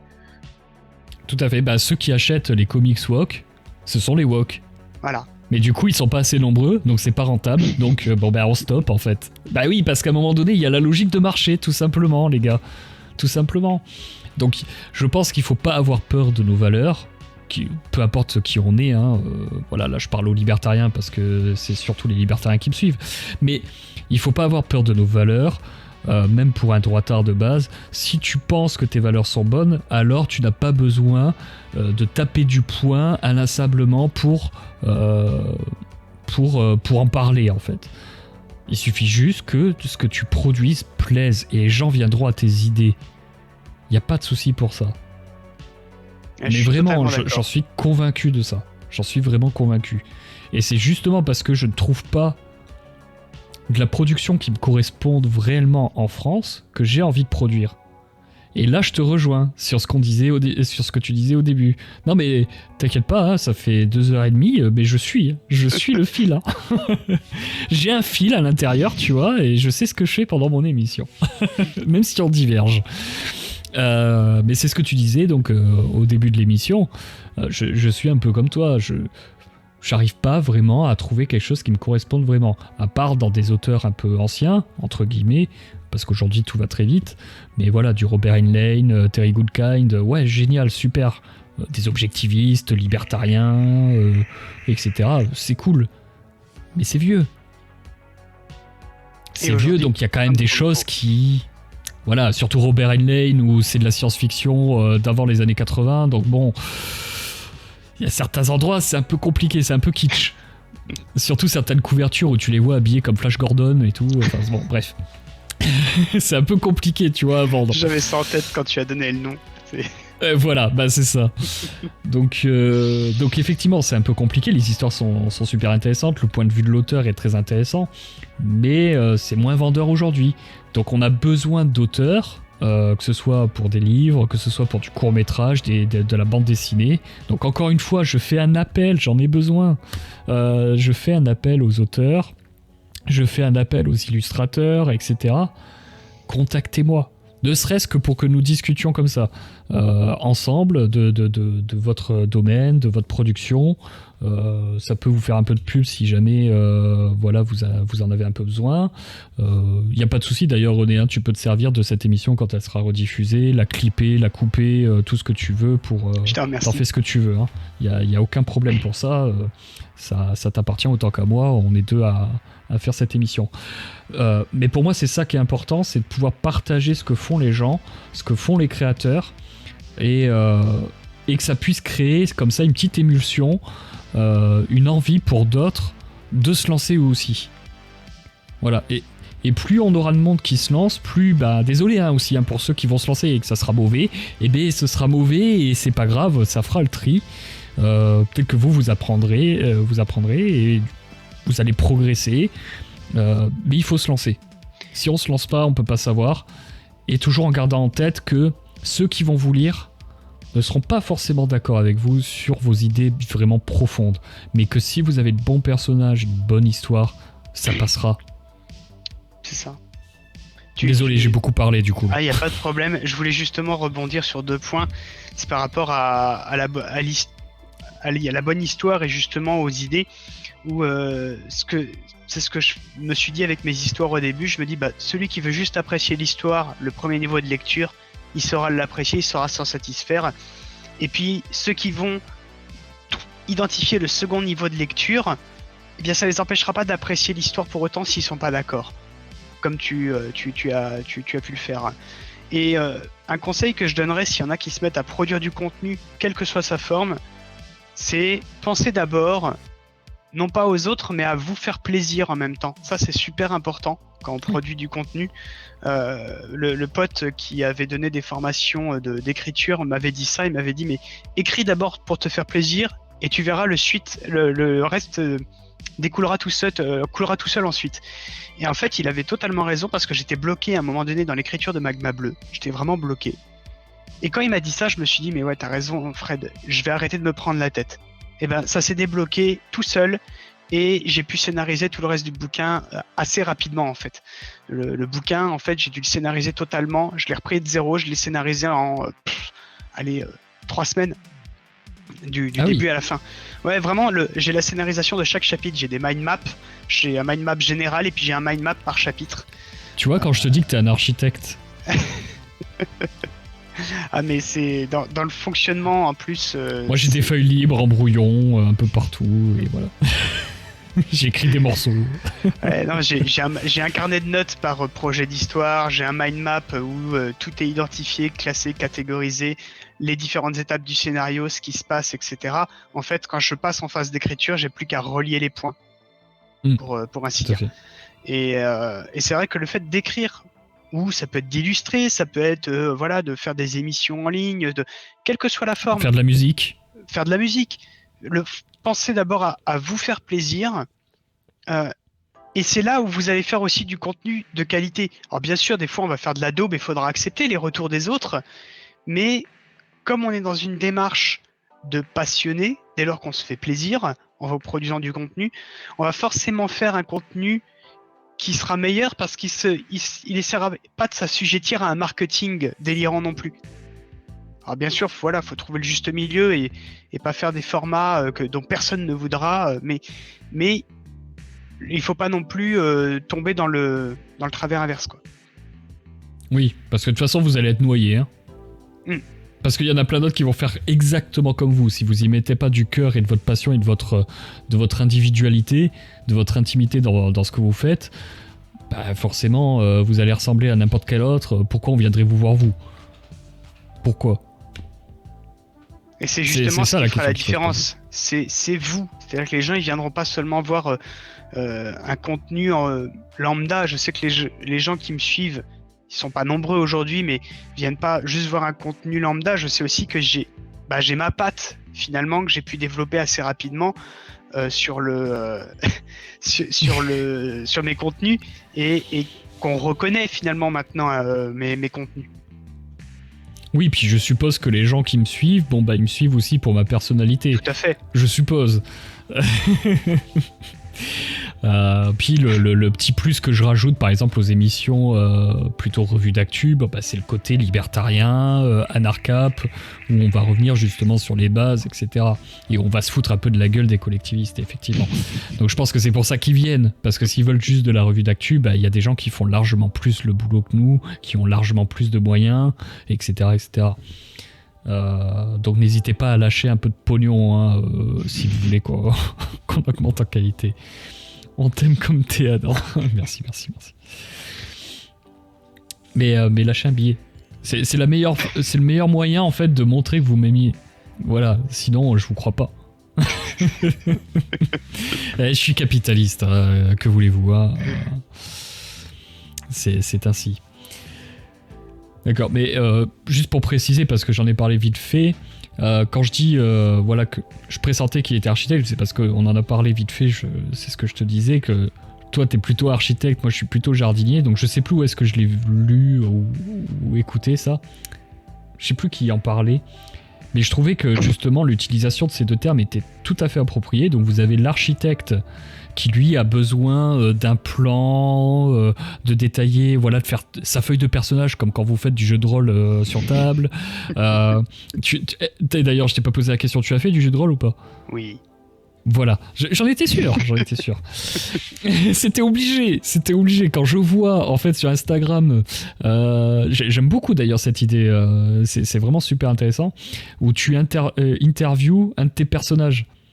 Et ça, je trouve ça super cool en fait. Je trouve ça super intéressant pour réussir à caractériser ton personnage sans que ça fasse trop liste de course.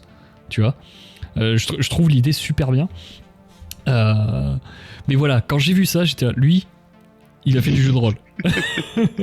Et quand je vois l'ensemble du tableau, lui, c'est un architecte. Donc il a besoin justement de ces étapes, de ce plan.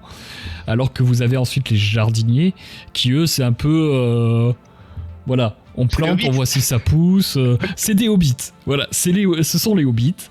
Après, on n'est pas purement architecte, purement jardinier, mais on a une tendance plutôt architecte ou plutôt jardinier. C'est un spectre, un peu comme l'orientation sexuelle. J'étais obligé de la faire, cette vanne. Désolé. Donc voilà. Donc moi, je me définis plus comme un jardinier. Toi, en tout cas, moi, je te définis plus comme un architecte. Et ce que tu m'as dit pendant l'émission le confirme. Mais tu vois, dans mes histoires, il y a une exception, c'est le labyrinthe de Satan, puisqu'à la base, ça devait être quelque chose en 2 parties. Et finalement, c'est une histoire qui m'a Ouais, échappé. finalement, ça... Ouais, c'est parti en sucette. Hein. Mais moi, Ouais, je totalement, vois là. tous les travers de cette histoire parce que si je l'avais réalisée en tant qu'architecte, justement, elle aurait eu une autre forme. Si j'avais Ah, si su tu l'avais vraiment anticiper, cadré... cette ouais. histoire, en fait, elle m'a totalement échappé. Au bout de 2 épisodes, j'ai fait mince, comment je vais faire et finalement, elle en a duré 6 et elle est assez longue hein, quand même, du coup, par rapport aux autres histoires. Je pense que elle, par contre, quand je la mettrai au format écrit, quand je la reprendrai pour la mettre avec mes Ah, autres nouvelles, tu la je la réécrirai. reprendras. Voilà. Hmm. Contrairement à mes nouvelles qui seront juste uniquement adaptées, le labyrinthe de Satan sera vraiment réécrit pour le coup. Il n'y aura pas des changements fondamentaux, c'est plus sur la narration, sur les articulations, pour que ça soit plus Ouais. fluide et plus cohérent. Oui. Parce que bah, Après, voilà, ça j'ai va besoin en de tout prévoir. audio ça passe, donc ça passe très bien. Mais effectivement, on sent que là, t'avais une nouvelle inspiration, un nouveau truc, tu vois, donc t'es parti sur autre chose. Enfin, on sent comment c'est venu cet audio par rapport aux autres. On sent un tout petit peu la différence, mais ça passe très bien quand même. Après, je dis je suis un jardinier, mais par exemple, sur chacune de mes nouvelles, j'ai plein d'idées. J'ai déjà la fin, en fait. Et généralement, d'ailleurs, j'ai la fin avant tout. Voilà, je sais où je veux aller. Maintenant, j'ai l'objectif, mais je n'ai pas le chemin direct. Donc j'y vais comme ça. Si ça prend 3 plombes à arriver jusqu'à l'objectif, alors que j'aurais pu aller plus court et de façon plus efficace, bah tant pis, c'est pas grave. Je cueille les champignons en attendant. Voilà, je regarde les fleurs, les oiseaux papillonnés. Pas de souci, quoi. Vous allez en profiter de ça. Tu es jardinier aussi sur Radio Libertarien, c'est-à-dire, Semeril? Sur Radio Libertarien, j'ai quand même... il y a un petit côté architecte, parce que j'ai quand même les informations d'avance, je sais par où je vais passer. Hein, donc, Alors par contre, tu vois, je m'interdis pas de bifurquer, même si j'anticipe tout dans ma construction. Je laisse... C'est-à-dire que pour rester cohérent avec la personnalité de mes personnages, justement, si ça me doit me faire changer l'orientation de l'histoire, j'aurais pas de problème à le faire.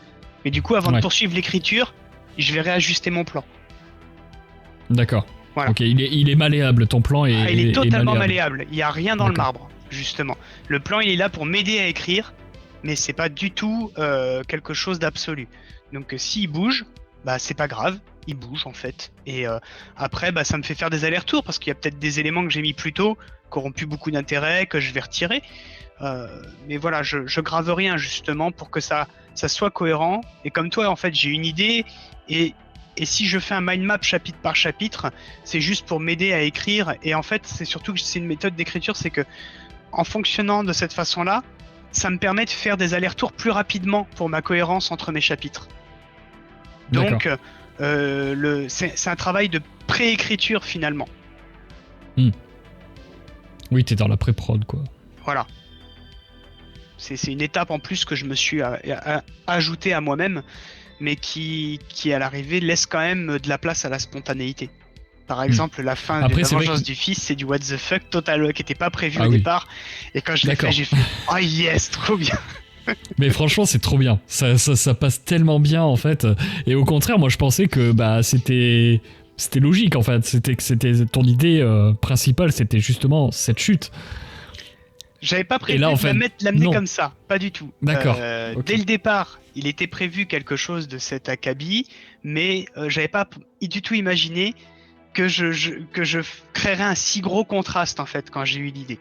D'accord. Voilà. Et finalement, je me suis dit, mais si. Et puis je l'ai écrite, je l'ai corrigée, et après j'ai fait, non mais ça va être terrible ça. C'est vrai que c'est ma préférée celle-ci. Ouais, elle est vraiment bien. Si ça donne pas envie au chat d'aller l'écouter, je me fais moine. Alors ce n'est pas un pari ni rien, hein, vous inquiétez pas, je ne revire pas aux grandes dames de René. Mais c'est vrai que moi j'ai essayé de faire ça justement, d'avoir un plan, de construire bien mes personnages, mes machins, etc. Et en fait, au bout d'un moment, je procrastine quoi. C'est horrible, j'arrive pas à me lancer en final. Une fois que je dois faire le plan, je dois faire ceci, en fait je le vois comme un travail, comme une obligation, et du coup j'y arrive pas. Alors que si je me dis, bon bah voilà, là j'ai 2 heures devant moi, je me lance. Ouais. Bon, j'ai déjà du mal parce qu'il faut que j'arrive à être dans le bon mood, etc. Bref, c'est un peu compliqué. Mais je me dis, voilà, t'as cette feuille, t'as ce machin, t'as cette idée, vas-y, lance-toi, écris, fais ce que t'arrives à faire, fais des rimes, fais des machins, etc., des allitérations. C'est vrai que moi j'aime beaucoup le vernis en fait. Voilà, je vernis beaucoup mes écrits. C'est pas de la description façon Zola, mais voilà, il y a cet aspect un peu poésie, etc. J'aime bien mettre à l'intérieur. Donc j'aime beaucoup. Là où je vais passer beaucoup de temps, et peut-être que je vais en perdre, c'est dans le dictionnaire des synonymes, dans le dictionnaire tout court, pour trouver des étymologies particulières, etc., qui pourraient coller beaucoup mieux à ce que je veux dire, etc. Enfin, vraiment des petits points précis complètement couillons, et du coup je vais pas avancer dans mon histoire. En fait, je vais passer mon temps à réécrire un seul paragraphe juste pour qu'il soit joli. Voilà, et qu'il sonne bien. C'est horrible. Alors C'est horrible. après, il y a un conseil d'écriture, alors que moi je n'ose pas appliquer parce que je le vis comme une corvée, mais qui pourrait peut-être toi te convenir. C'est que je vois beaucoup d'auteurs faire une réécriture, c'est-à-dire qu'ils écrivent d'abord leur trame principale. En gros, voilà, ils déroulent toute leur histoire. Ils déroulent, et après ils réécrivent. Et ils vont passer du temps à ce travail de détail. Je le fais à l'échelle de mes fichiers audio. Mais à l'échelle du roman, j'ai pas le courage. Moi, c'est ce que je fais au niveau chapitre. Tu vois, j'écris le chapitre. Bon, en même temps que j'écris, j'essaye d'y mettre un minimum la forme, etc. Parce que bon, bah, c'est mon travers.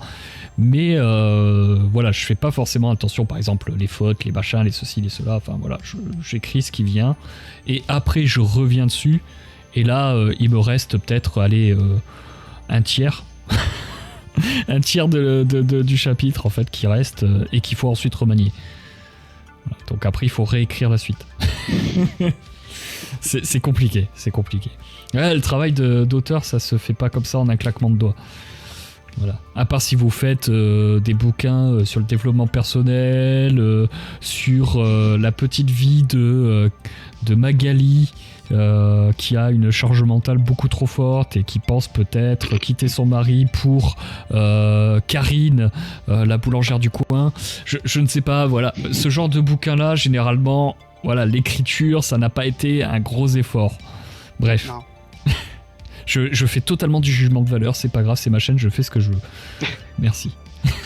Et puis il faut encore des endroits où on peut le faire, en toute liberté. Oui, voilà. Tout à fait. Ah, sur un grivillon, c'est subjectif, attention. Bref. Bah écoutez, on va arriver à la fin de l'émission, il est 22h52, on aura pas mal discuté. Est-ce que vous avez d'autres questions dans le chat? Et sinon, est-ce que toi, René, est-ce que tu veux parler d'autres choses? Est-ce que tu as un autre sujet sur lequel tu voudrais rebondir là sur les 10 petites minutes qui nous restent? En particulier, non, je trouve qu'on a bien discuté, on a abordé plein de sujets, c'était très intéressant. Et justement, j'aimerais souligner le fait que c'est appréciable de pouvoir, et c'est rare aujourd'hui, de pouvoir discuter de façon super zen, sans pour autant être d'accord, surtout justement et posément, en toute intelligence, en cherchant à comprendre comment l'autre se positionne, le point de vue de l'autre. Les Japonais ont un terme là-dessus qui s'appelle omoiari. C'est la compassion à la japonaise. On est dans une compassion du rationnel en fait. On va chercher à comprendre comment l'autre fonctionne plutôt que d'abord d'être dans la critique ou l'opposition, et justement pour se dire ah bah oui ok, bon bah ok, il voit comme ça, du coup effectivement c'est cohérent de son point de vue, moi j'ai mon point de vue, et ça manque aujourd'hui, et on peut que inviter les gens à développer cette qualité d'homoiari, de chercher à être dans la compréhension de comment l'autre fonctionne, parce que ça donne des échanges super intéressants comme on a eu ce soir, et qui pour moi devrait être, alors j'ai peut-être une exigence qui est trop élevée, mais pour moi ça devrait être normal en fait de fonctionner comme ça et d'arriver à discuter posément sans être d'accord, et c'est pas grave parce qu'on a compris pourquoi l'autre pensait ainsi, et puis voilà, c'est cool. Bon, après c'est aussi parce que les fondamentaux on les partage aussi. Oui, mais même voilà. sans les partager, ça, je pense que voilà, du peu que je te connais, ça ne nous aurait pas empêché de rester non, posé et puis de partager nos ressentis respectifs quoi. Tout à fait. Bon, après, à partir du moment où t'es pas un sale gauchiste totalement communiste, même si, bon, voilà, tu n'es pas purement libertarien, c'est pas grave. Je ne t'en veux pas. À partir de ce moment-là, oui, je peux discuter, il y a aucun problème. Disons qu'après, il y a une certaine barrière, et cette barrière, ça va être le rationnel. Voilà, quelqu'un qui va être totalement pré-rationnel, n'arrive pas à aligner deux logiques ensemble, etc., ou à se positionner sur deux narrations différentes, ça risque d'être un peu compliqué. Oui. Mais bon, après, exercice pourquoi pas, hein, on pourra tester. Mais ceux qui font un travail de création de qualité, je n'en connais pas qui soient dans ce cas-là. Qui soit pré-rationnel, qui n'arrive pas à se mettre à la place de l'autre, etc. Je pense que pour être un bon romancier, un bon narrateur, un bon musicien, etc., pour être un bon créateur, il faut savoir aussi se mettre à la place des autres. Enfin, ou en tout cas comprendre, pas se mettre à la place des autres, parce que moi je sais pas le faire. Je sais comprendre pourquoi ils en arrivent là. Voilà, ce qui est déjà beaucoup pour moi. C'est déjà énorme. Mais je pense que c'est très important ça en fait, pour construire des bons personnages et une bonne histoire par exemple. Un truc que j'adore faire, c'est de mettre à la place du méchant. D'accord. Parce que ça, c'est absolument... il y a quelque chose de particulier à se mettre à la place du méchant, parce que ça fait aussi évoluer son propre mode de pensée, parce que tu te dis, bon, ok, je veux un antagoniste, mais il me faut un vrai antagoniste avec des enjeux. Donc oui, je vais pas un mec, explorer... je suis méchant parce que je suis méchant. Voilà. Donc t'es obligé d'explorer son mode de pensée à lui pour pouvoir en faire un personnage cohérent. Et du coup, des fois tu te dis, ah mais mince, en fait, de ce point de vue-là, en fait, il a pas tort, mon méchant là. Comment je fais? Donc c'est particulier parce que tu te mets à explorer à la fois des émotions, mais aussi des réflexions qui sont pas les tiennes. Donc il faut arriver à les dissocier. Et puis des fois, tu te retrouves avec un débat intérieur qui est vraiment intéressant et qui est particulier, qui est pas quelque chose de courant. Bah d'ailleurs, je vous reconseille, alors peut-être pas dans le tome 1, c'est pas dans le tome 1 où vraiment on voit ça, mais je vous reconseille à nouveau Terry Goodkind, la première leçon du sorcier, tout le cycle hein, de toute façon. Je vous conseille fortement ça parce que le méchant, il y a certains points on comprend pourquoi il est comme ça.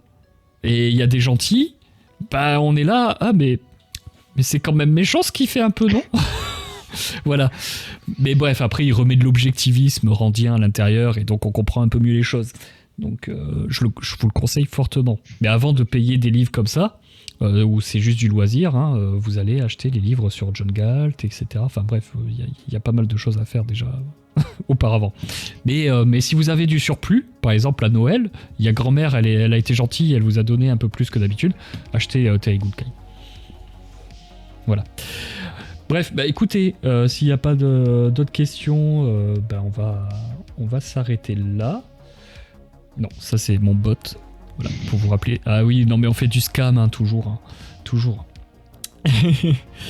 Donc, rappelez-vous, allez voir sur le Linktree, je vais le repartager. Parce que c'est bien Linktree, au moins on a les liens directs. Voilà. Alors celui-là, je l'ai fait moi-même avec mon site, du coup, pour pas avoir à payer la personnalisation. D'accord. Du coup, bah, allez voir les différents liens, les suivre René Drouin. Ta prochaine audiofic, est-ce que tu peux nous donner une petite exclusivité? Quand est-ce qu'elle paraîtra? Alors, elle va paraître, je pense, aux alentours de mi-décembre. Ce sera celle que je vais coécrire avec mon fils de 6 ans, dont j'avais fait allusion. D'accord, oui, tu en avais parlé, story. Donc, puisque du coup, c'est parti d'un délire, c'est mon fils qui voulait à tout prix en fait refaire une voix, parce qu'il l'avait fait pour la V2 des Fantômes du Métaverse, et donc il voulait à tout prix faire une voix, et puis comme il est futé, il commence à me dire mais papa, ton idée là, c'est quoi déjà l'histoire? Tu peux me la raconter? Je fais bah oui, mais je peux pas, je l'ai pas écrite. Et puis comme il me bassine, je fais bah et toi, qu'est-ce que tu verrais dans l'histoire? Puis il a commencé à m'amener des idées qui étaient pertinentes, et donc je me suis amusé à l'interroger, et je me suis dit non, ouais, en fait il faut que je l'écrive avec lui.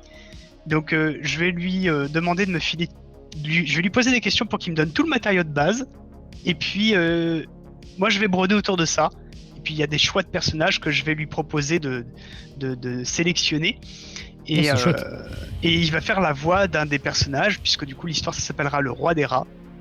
Ça parlera donc d'un homme qui est convaincu, donc ça se passera il y a... Qui a le nez 2 ou 3 siècles de allongé. ça. Non, c'est pas ça. Non. Non, ça parlera d'un homme qui est un enquêteur que ses collègues pensent qu'il est fou parce qu'il est convaincu qu'il y a une civilisation à part entière de rats dans les égouts de la ville. Une vraie civilisation évoluée, éduquée de rats qui se cachent des hommes.